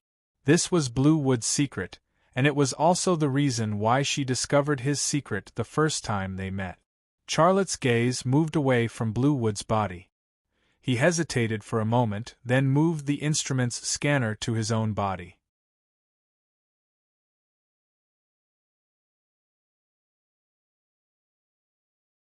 Chapter 1404. He had scanned himself because he had scanned Lan Ji. Lan Ji-er did not suffer any damage, and there were no obvious side effects. Another more important reason was that he wanted to know what the Blue Moon People's equipment had scanned him. A new holographic projection appeared above the equipment, and his body also appeared in that holographic projection. The crisp female voice of the system appeared again. Human. Gender, male. Age, 1028 years. October 10th days. 9 hours. 23 minutes. Overall intelligence, 1314. Overall combat power, 1688. Perfect evolution. Absolute evolution value, 6. Body without any flaws. Body contains pure psionic energy. Purity value, 96%, surpassing the value of a special grade spirit ore. It is second only to the purity of the psionic energy contained in the legendary World Stone. Scan result. This is impossible. You are cheating. This was the result of the Blue Moon people's scanning equipment. This result made Xia Lei dumbfounded. His age was actually 1028 years old. He had really arrived in the world 1,000 years in the future. On Earth, his age was 28 years old. Now, his age was 1028 years old. He did not cheat, and the Blue Moon people's equipment did not malfunction. This was real and credible evidence. Also, he had always had a very comprehensive control and understanding of his body, but there was no specific value to measure it. Now, the Blue Moon people's equipment gave him an accurate value. His IQ was 1314, which was much higher than the value Fanfan had measured in the past. Lan Ji-er's combat power was not weak at all, but her combat power was only 128, while his combat power index was 1688. It was more than 10 times higher than Lan Ji-er's. Although he did not know what theory and standard the comprehensive combat power index was based on, the system's judgment of "you are cheating" was enough to explain the problem. It was a very terrifying value. Am I that powerful? Charlotte smiled bitterly. Then, his thoughts shifted to the most important point. The Blue Moon people divided the spirit ores into grades. Lan Ji-er's genes have the attributes of a grade 1 spirit ore. The energy of my branding power exceeds the value of a special grade spirit ore. It is second only to the purity of the psionic energy contained in the legendary World Stone. This means that there are at least 3 grades of spirit ores: Grade 1, Special Grade, and World Stone. Wait, World Stone? Charlotte's train of thought suddenly stopped. He suddenly remembered another thing with a world, the World Box. Audiobook and Kasia Ruiz had been trying to crack the secret of the World Box. The name World Box came from Audiobook. She said that the box was called the World Box in her world. Kasia Ruiz claimed that the box of the world gave birth to all civilizations, and the box of the world created him. Cracking the secret of the box of the world was his lifelong pursuit. After coming to this world, the World Box disappeared, as did the mysterious crystal skull. He had lost all his clues and was lost in this world. Now, a clue finally appeared in front of him. What does the World Stone have to do with the World Box? If I find the World Stone, will I be able to find clues about Sky City? Also, did Lan Ji and Lan Mu's father come to the Forest of Rest to look for the World Stone? Or even the Sky Castle? Charlotte's heart was full of conjectures, and his gaze shifted to Lan Ji again. The branding power quietly moved and wrapped around Lan Ji. His branding power energy field was like a cocoon, and Lan Ji was a worm in his cocoon. He already knew Lan Ji's secret. Lan Ji and Lan Mu's father had also made a move against him, so there was no need for him to worry about anything, and there was no need for him to be polite to the father and daughter. What kind of secret was hidden in the brain of the Achemis Empire's sacred ice princess? The branding power quickly captured the brainwaves of Lan Ji's brain, but there was almost no content. She was in a state of coma, which was normal. Brainwaves without any actual content were of no value to him. His branding power entered her brain and began to unearth the information hidden in her deep memories. This was the first time he did this to Lan Ji, but this first time was a very special one. His branding power entered Lan Ji's brain, and just as he was about to steal the content of the deep memory stored in her brain, her immune system suddenly activated, and her skin quickly secreted mucus to wrap her body up. Every one of her brain cells was like a locked room that could not be opened. I don't believe you can resist it. Charlotte did not believe it.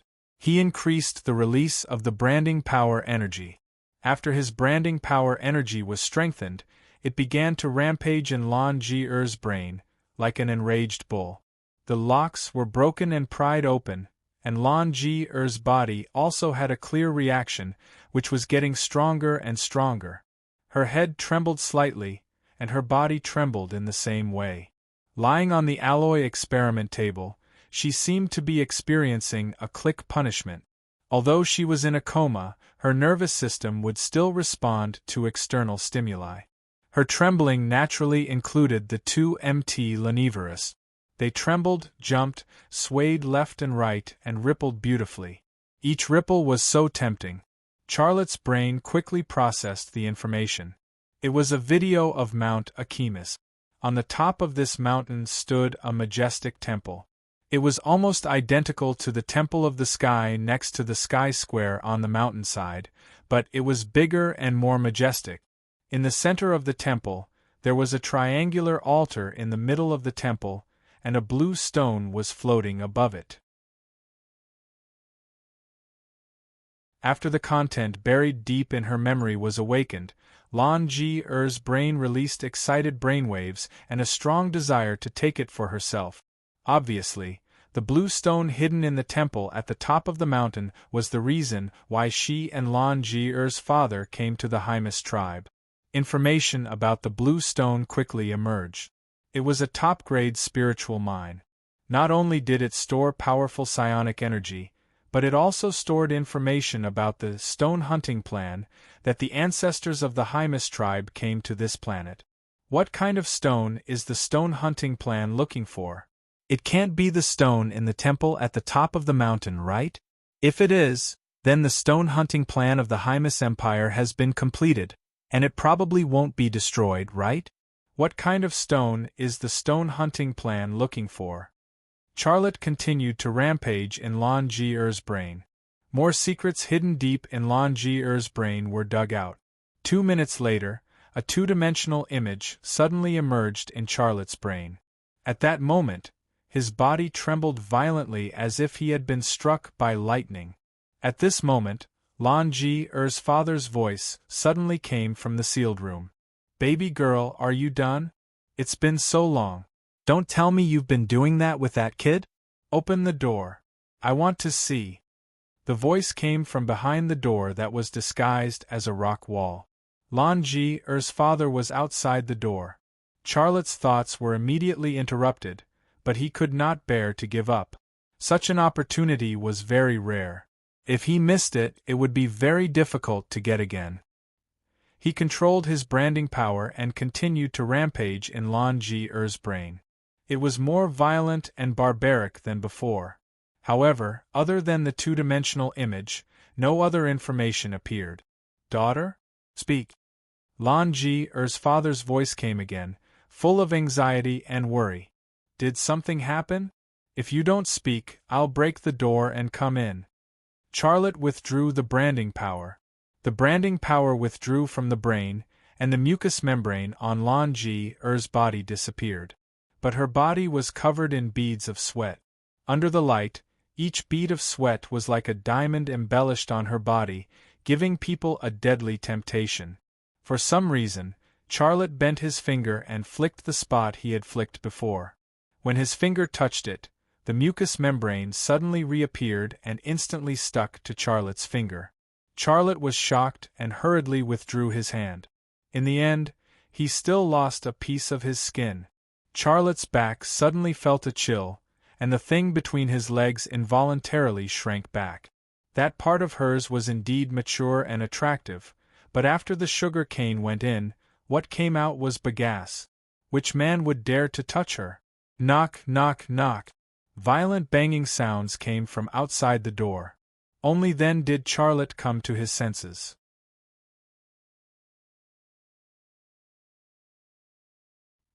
He quickly put on the clothes that Lan Ji-er had peeled off, as well as his own. After he was done, he picked up Lan Ji-er's energy pistol and went behind the door disguised as a rock wall. He reached out and pressed the rock that Lan Ji-er had pressed on before. Click, click, click. The door disguised as a rock wall quickly opened, and Lan Ji-er's father rushed in. He saw Lan Ji-er lying on the experiment table, but he did not see Charlotte. He suddenly realized something and hurriedly turned around to look behind him. At that moment, an energy pistol was pressed against the back of his head. Put the knife down and stand next to your daughter. Keep your hands where I can see them, Charlotte said. Clang. Lan Ji-er's father threw away the alloy machete in his hand and said nervously, "Don't be rash. We have no intention of hurting you. We just want to figure out your secret. I don't believe anything you or your daughter say. Go." Charlotte's voice turned cold. He reached out and patted the rock on the wall, and the door disguised as a rock wall closed again. Lan Ji-er's father raised his hand and walked toward the experiment table. Seeing that Lan Ji-er did not react, he became even more nervous. "What did you do to her?" Charlotte said, "She's fine. I didn't do anything to her. But if you don't behave, I will definitely do something to you." "You emotionless bastard!" Lan Ji-er's father suddenly became angry. He shouted at Charlotte, "My daughter has given herself to you, and she doesn't despise a human like you at all. How much pressure did she have to endure to bring you to the Akimis tribe? But look at what you've done now. Are you going to hurt your fiancé and your future father-in-law?"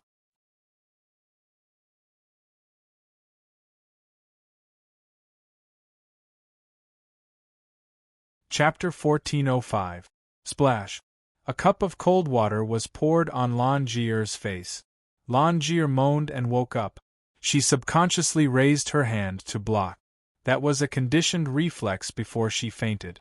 She wanted to block Charlotte's palm that was aimed at her neck. "Daughter, are you all right? Did he hurt you?" Lan Mu's father asked with concern. However, seeing that Lan Ji-er had woken up, he heaved a sigh of relief. Lan Ji-er then completely woke up. She saw her father standing in front of her and Charlotte, who was putting down the cup. Charlotte was holding an energy pistol in his hand. That energy pistol belonged to her. She suddenly realized what had happened and got up from the experiment table. Her slender right leg instantly kicked out at Charlotte's right wrist, which was holding the pistol. Charlotte did not dodge at all. Instead, he used the bone on the outside of his wrist to hit Lan Ji-er's ankle. The crisp sound of bone colliding was heard. Lan Ji-er immediately cried out in pain. She lost her balance and almost fell to the ground. Lan Mu's father supported Lan Ji-er and said angrily, "What's so great about hitting a woman? Fight me if you have the guts." Just as he finished speaking, Charlotte's right leg suddenly flashed like lightning and landed a kick on his lower abdomen. Lan Mu's father and Lan Ji-er fell to the ground together. Charlotte said coldly, "You two father and daughter don't seem to understand the situation. I hope this kick of mine will wake you up." Lan Ji-er and Lan Mu's father looked at each other. The father and daughter exchanged glances. "What are you trying to do?" Although Charlotte appeared very fierce, Lan Ji-er was not afraid at all. "You better think about what you're trying to do. You're in the Akimis tribe. Without my help, you won't be able to stay here. Also, Amagang won't let you off. You've humiliated him. He'll kill you." Charlotte said calmly, "You're asking me what I'm trying to do? I also want to ask you what you want. If I wasn't smart enough just now, I'm afraid I would have become your lab rat, right? I just want to figure out the secret of your body. I never wanted to hurt you." Lan Ji-er defended herself. "My good son-in-law, put down the gun. Let's talk this out." Bluewood's father smiled amiably. "Sure, let's talk about it." Charlotte put away his energy pistol. Lan Ji-er and Lan Mu's father got up from the ground. Bluewood's father stared at the alloy machete that had fallen to the ground from the corner of his eye. Lan Ji-er glared at Charlotte with hatred. The look in his eyes was as if he wanted to skin Charlotte alive and eat him alive. "Kneel down and apologize to me," Lan Ji-er suddenly said. Charlotte said, "Do you think my knees are that soft?" "Umph." Lan Ji-er snorted coldly. "Not only do I want you to kneel down and apologize to me, but I also want you to promise to listen to me completely in the future and obey my orders. You have to do whatever I ask you to do. If you don't agree, I will divulge your secret. When that happens, don't even think about leaving this place alive." Bluewood's father interrupted and said, "Kid, you've offended a lady of high status. She's already being kind and magnanimous by asking you to kneel down and apologize. Don't be ungrateful." Charlotte smiled. "Oh, I know. I've offended the holy ice princess of the Akimis Empire, right? How do you know my identity?" Lan Ji suddenly became nervous. Charlotte said calmly, "Not only do I know your identity, but I also know the real reason you and your father are hiding in the Akimis tribe. You want to steal the spirit mine in the temple at the top of the mountain, right?" "You're talking nonsense." Lan Ji was already panicking. Bluewood's father also became nervous. Charlotte smiled and said, "Aren't you going to divulge my secret? Go now. When the time comes, in front of all the Akimis people, I will tell them that the princess of the Akimis Empire is hiding by their side and is eyeing their sacred relic. I wonder if such a big secret can be exchanged for my life and let me leave this place alive?" "You!" Lan Ji was speechless. She was clearly afraid. "Io, my good son-in-law, what are you two doing? You were so loving just a moment ago. Why are you two quarreling in the blink of an eye?" Bluewood's father smiled and said, "We're a family. A family should love each other. Let's end this matter here. Don't mention it again." Charlotte said angrily, "Who's a family with you?" "You." Bluewood's father was also speechless. He was so angry. Charlotte said, "You cheated me of my money, robbed me, and even drugged me. Are you a family? After being exposed, instead of going back on your word, you want me to kneel down and apologize and listen to your orders. If I'm still a family with you, how stupid would I be?" "Good son-in-law, shut up!" Charlotte shouted. "I'm not your son-in-law. Listen up, both of you. I'm giving you a chance to atone for your sins. I'm only giving you one chance. There won't be a second time." Charlotte's gaze shifted to Lan Ji.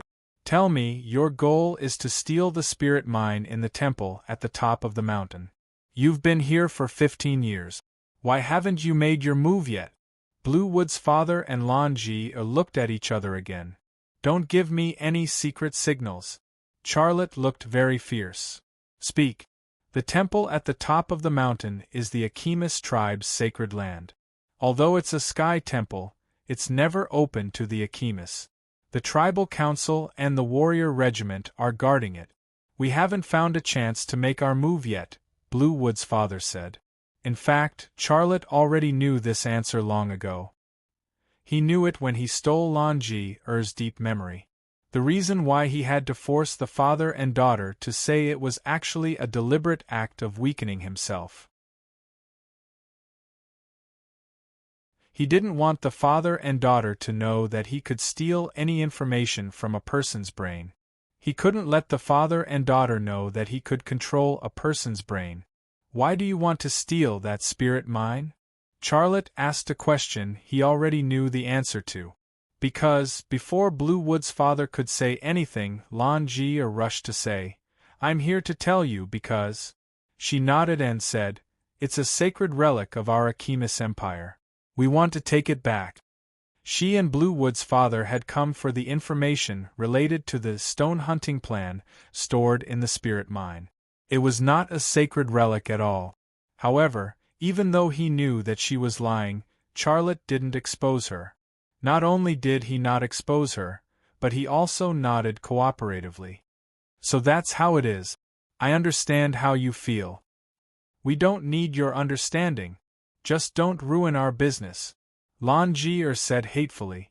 Charlotte picked up the alloy machete that Bluewood's father had thrown on the ground. Then, he drew the shape of a metal fragment on the ground between Bluewood's father and Lan Ji. After he finished drawing, he threw away the alloy machete and said casually, "My last question. Tell me, what is this?" Lan Ji and Bluewood's father's eyes focused on the metal fragment that Charlotte had drawn at the same time. Their expressions instantly changed. "Speak!" Charlotte shouted. The father and daughter shook their heads almost at the same time. "What did you draw? Is it a fragment of a ceramic? If you want ceramic fragments in this shape, I can make a lot of copies for you," Bluewood's father said. No, this should be the shape of an island, Longier said. Charlotte, are you looking for this island? If so, I can't help you. I have never seen the sea, let alone this island. Charlotte smiled. You father and daughter really know how to act, but let me tell you. This is a fragment of the world box. Has the Achemis Empire been looking for it for 3,000 years? Your stone hunting plan is looking for this fragment, right? What are you talking about? Why can't I understand anything at all? Longier avoided Charlotte's eyes, but she looked very flustered and nervous. Bluewood's father's reaction was not much better. His forehead was full of sweat. Charlotte said, Since I know about the fragment of the world box, I also know about your stone hunting plan. What else do you have to hide? I think we can cooperate. Cooperation? Longier said, What can you do for us? Don't think that we will succumb to you just because you said this. Don't expect us to help you. Charlotte said, I can help you steal that spirit ore, but you have to tell me about the fragment. Also, what do you want that fragment for? Charlotte couldn't get the relevant information from Longier's brain for these two questions. Therefore, he had to ask, but before he spoke, he wasn't very confident about getting the answer. Longier and Bluewood's father looked at each other for the third time and exchanged glances. Bluewood's father suddenly seemed to have changed into a different person. You said you can help us steal that spirit ore. Let's talk about it after you steal it. Longier said angrily. Yes, you help us steal that spirit ore first, and then we will give you what you want. We haven't gotten anything yet, and you expect to get what you want from us? I, Longier, have never done such business. No problem. A relaxed smile appeared on Charlotte's face. It wasn't that he hadn't thought of using the branding power to enter Bluewood's father's brain to steal the relevant information, but he eventually gave up on the idea. The reason was very simple. There was no relevant information in Longier's brain, so how could Bluewood's father's brain have it? The relevant information must be stored in that piece of spirit ore. Tell me your plan. Bluewood's father was a little impatient. Charlotte said indifferently, It's very simple. First, get me something delicious to eat, then boil some water for me to take a bath. Also, I need a set of superior Tai-Sha armor. You. Longier seemed like she wanted to curse, but the words were at the tip of her tongue. Also, return the money you stole from my bag and the 100,000 blue moon dollars I gave you before. Not a cent less, Charlotte said. Longier couldn't bear it anymore. She roared at Charlotte, and her spittle sprayed on Charlotte's face. Don't even think about it. How do I get to the Parliament? Charlotte turned around and walked away. Forget it, I'll go ask for directions myself. I'll give it to you. 2 tears rolled down from the corners of Longier's eyes. The 200,000 that was in her hands flew away. This was more painful than taking her life.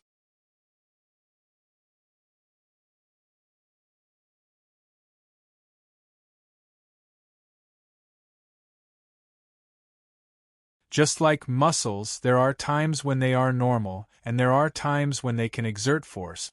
So that's how it is. Charlotte had a look of realization. Just like a woman's thigh, it feels hard when exerting force, and soft when not exerting force. Is that what you mean?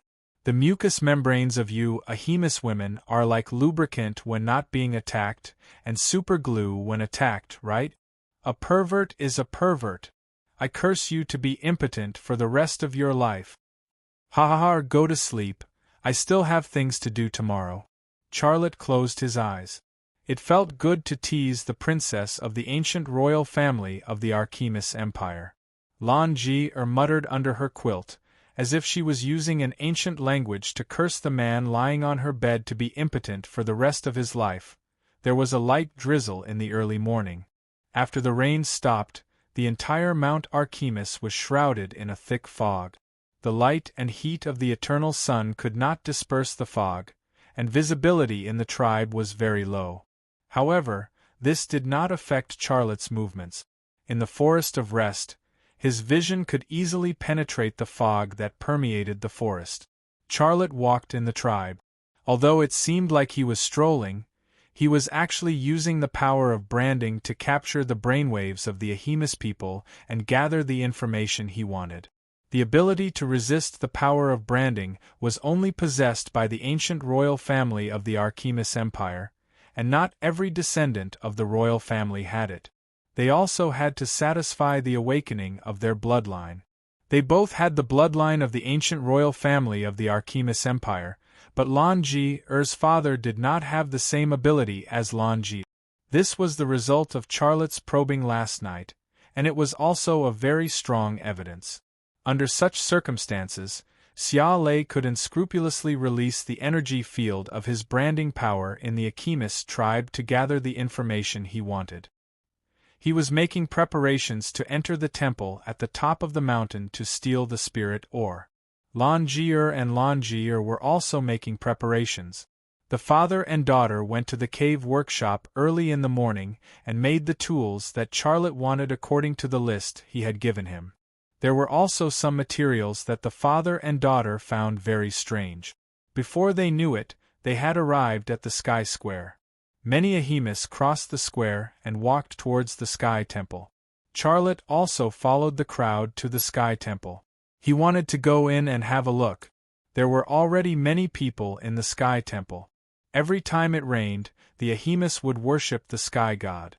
The light drizzle in the morning was the reason why the Ahemus had come to the Sky Temple early in the morning. More Archimeans meant more information and more opportunities to obtain information.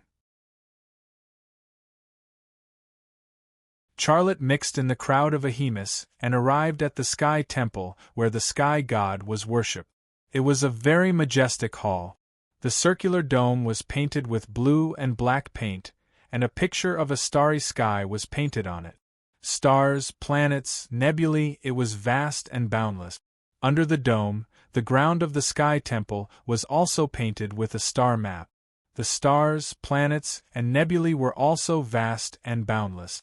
However, the strange thing was that Charlotte soon discovered that the star map in the sky corresponded to the star map on the ground. The upper and lower halves of a ball combined to form an elliptical sphere. Could it be that the Ahemus have painted the entire starry sky of the universe in this temple? Charlotte was immediately attracted by it and was very surprised. Humans had never stopped exploring the universe. Their desire to unravel the mysteries of the universe had always been very strong, but no one had ever been able to draw a complete map of the universe. If the elliptical star map drawn by the Ahemus was the complete map of the universe, then how did they do it? "Mr. Xia, what are you doing here?" A clear and melodious voice came from behind him. Charlotte moved his gaze away from the dome of the temple and looked back. He then saw a gentle and beautiful face. Standing behind him was the woman who sang last night, Polisai. She was the largest Ahemus woman he had ever seen. He smiled. "Hello, Ms. Polisai." Polisai also had a friendly smile on her lip. "This place is where we worship the god of the sky. You shouldn't be here. If the people in the council find out, they will not be happy." She lowered her voice. "You should leave this place before they find you." "Thank you." Charlotte smiled. "I am now considered an Ahemus. I also believe in the god of the sky, so I came here." Before Charlotte could finish his sentence, a voice interrupted him. "Who admitted that you are an Ahemus?" Charlotte looked in the direction of the voice and saw Armagang. There were a few strong Ahemus hunters behind Armagang, and those hunters were also staring at Charlotte with unfriendly eyes. Last night, Charlotte had completely defeated their leader in the Sky Square, which was also a disgrace to them. Armagang was surrounded by a few hunters as he walked toward Charlotte aggressively. Xia Lei just looked at Armagang indifferently, looking very calm. Polisai, on the other hand, was a little nervous. She was obviously not good at controlling her emotions. She could not hide the hatred in her heart for Armagang, but she was afraid that Armagang would see through it. Charlotte said softly, "Go behind me." Policy looked at Charlotte gratefully and then walked behind Charlotte. Armagang stopped in front of Charlotte and looked at Charlotte coldly. Even if you marry Langier, you can't become an Ahemus. You humans are just food for the Blue Moon people. You should go back to your place and not stay here. Charlotte said calmly, I can go wherever I want, and I can stay wherever I want. This is my private matter, and it has nothing to do with you. Armagang snorted coldly, and his eyes suddenly moved to Policy, who was behind Charlotte. Policy, don't you feel ashamed? Brother Gaia is dead, and you're already seducing another man? And a human at that. You nonsense, Policy said angrily. Gaia was. Armagang suddenly reached out to grab Policy. Charlotte raised his hand and blocked Armagang's hand. A few hunters rushed toward Charlotte. Stop. What are you trying to do? This is the Sky Temple. Any blasphemy will be punished. Uriah walked out from the crowd, his face full of anger. Behind him were a few tribal warriors wearing Tai Sha armor. They were all older than Armagang. The oldest one looked to be in his early 50s, and his hair stood up as if he had just been struck by lightning. He was the most impressive. His body was also the most muscular among the warriors. His arms were thicker than Charlotte's thighs, and they contained terrifying strength. Was Armagang the strongest warrior in the Ahemus tribe? After seeing this old warrior, Charlotte did not think so. Armagang bowed slightly to the old warrior and greeted him with a voice full of respect. Captain Serene. He was the captain of the Ahemus tribe's warrior group, and the leader of the Ahemus tribe's armed forces. Although it was only a captain, his position was the same as Contanana's in the resistance army. Serene also nodded slightly at Armagang, and then looked at Charlotte. Come with me. Where to? Charlotte asked. Armagang said fiercely, I told you to go, so go. Why are you asking so many questions? Charlotte shrugged. I just want to know where I should go. Someone has to tell me, right? Uriah said to Charlotte, the council. Charlotte nodded. Please lead the way. Serene turned around and left. Xiale followed the warriors of the tribe. Uriah said to Policy, Go to the council court and receive the punishment you deserve. Policy suddenly became nervous, and his eyes were full of grievance. Uriah glared at Policy, his eyes cold. Policy bit his lip, lowered his head, and left.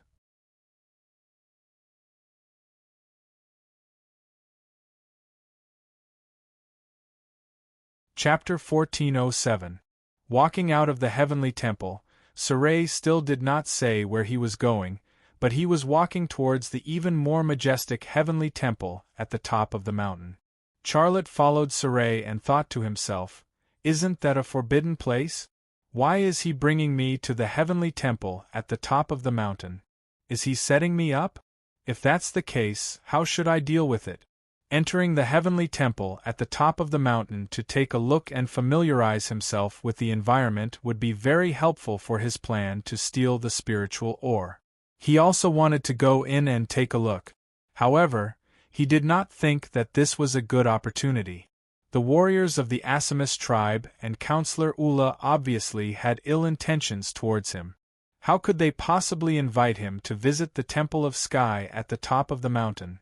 If it was not a good thing, then it must be a bad thing. As expected, Serene kept walking towards the top of the mountain. A few warriors who were following closely behind Xiale intentionally or unintentionally slowed down and fell behind Xiale. This way, Charlotte was sandwiched between Serene and the warriors. As they continued to walk, there were fewer and fewer people. Finally, there was no one else on the road. In a narrow section of the road, Amma quietly pulled out a short knife made of bone from his waist. Then he quietly approached Charlotte from behind. The warriors in front of him all made way for him. Xiale didn't seem to notice what was happening behind him. He continued walking forward and said, Captain Serene, we've been walking for so long. Where are you taking me? I know that the heavenly temple at the top of the mountain is a forbidden place. You're not taking me there, are you? Serene stopped and looked back at Charlotte, but he still did not say anything. He looked at the caller ID, then turned back and continued walking towards the top of the mountain. He had obviously seen what was happening behind Xiaolei. Amma was approaching Xiaolei with a short bone knife in hand. But he pretended not to see it, and he didn't stop him. Serene's reaction was a tacit agreement. Charlotte's lips curled into a cold smile. As soon as Ammar approached Charlotte, he suddenly thrust the bone knife in his hand at Charlotte's back. He used all the strength in his body for this slash. The muscles in his arms instantly bulged, and they were as hard as a discus.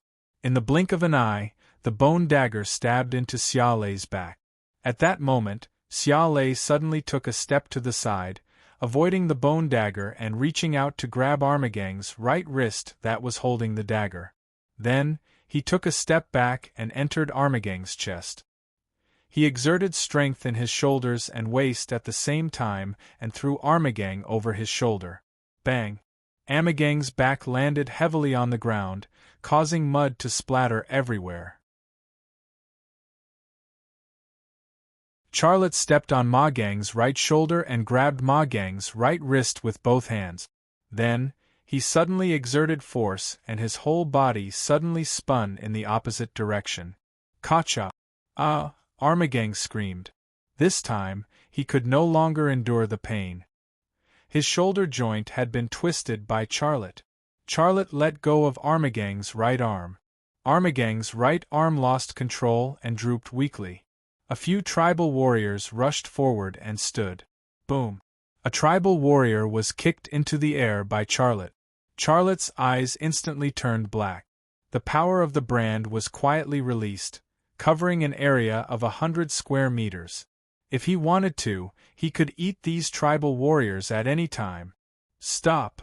Serene roared angrily. A few tribal warriors also stopped their attacks. Charlotte's eyes also returned to normal. He thought that because the time was too short, the dark state just now was just an illusion. The tribal warriors stopped their attacks. Charlotte did not attack either. Captain Serene, I want to kill him, Armagang said angrily. Serene said coldly, don't you feel ashamed? You were knocked unconscious during the battle, and your arm was cut off for a sneak attack. If you think you can still kill him, then do it. Armagang looked at Charlotte hatefully, but he did not have the courage to pick up his knife and kill Charlotte. You're very strong, Serene said. We Ahemus respect the strong. I've heard of your story with Lanji. I'm not against this kind of love that crosses races.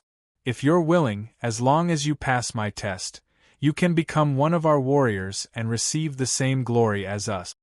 Charlotte asked tentatively, what kind of test?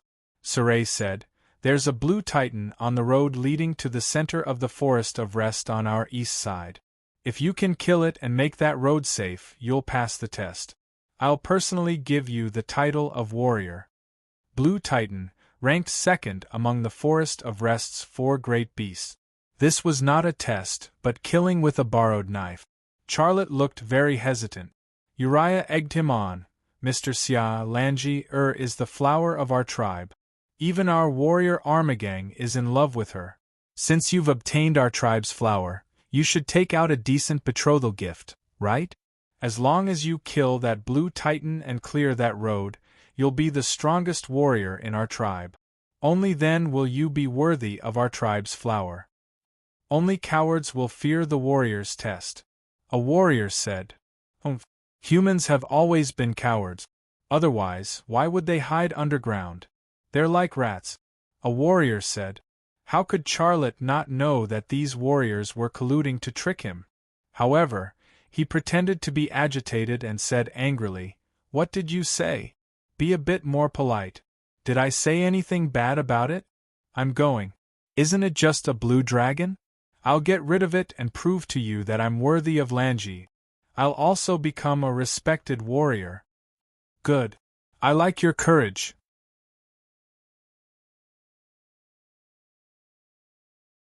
Serene raised a big hand. High five. The eyes of the sky god can see that this is our warrior's promise. Charlotte also reached out a hand and clapped with Sore's. Sore's hand suddenly grabbed Charlotte. His hand was about the size of Charlotte's two palms combined. He grabbed Charlotte's hand like a strong man grabbing a child's hand. Xia Lei knew what he was going to do. With just a thought, a wave of branding power gathered on the right palm that was being held by Xia Lei. Sore suddenly exerted force, and the blue veins on his right arm swelled up like thick tree roots. Uriah's mouth curled into a cold smile. He was already imagining the scene of Charlotte's finger bones being crushed. The warriors obviously had the same fantasy as Uriah. They all looked at Charlotte with schadenfreude. However, the situation they were hoping for did not happen. Charlotte secretly exerted force. Under his palm, Sore's huge hand started to slowly change shape. The finger bones also made a crisp sound of being crushed. Sore's expression changed instantly. Before he decided to pressure Charlotte a little and use his power to intimidate Charlotte, he thought that Charlotte would not be able to compete with him. However, the truth was the opposite. As Charlotte exerted force, he felt more and more uncomfortable. He felt like he was holding an energy engine of the Blue Moon people. It was not something he could compete with at all. The blue on Sore's face deepened. It was caused by the exertion of force and the shame. It was actually very easy for Xia Lei to make him lose face. However, just as he was about to crush Sore's finger bones, he stopped exerting force and maintained the power struggle between the two of them in a stalemate. He had to save some face for Sore. Besides, he had another plan. A trace of imprint energy with a spiritual command entered Sore's palm and entered his blood vessels.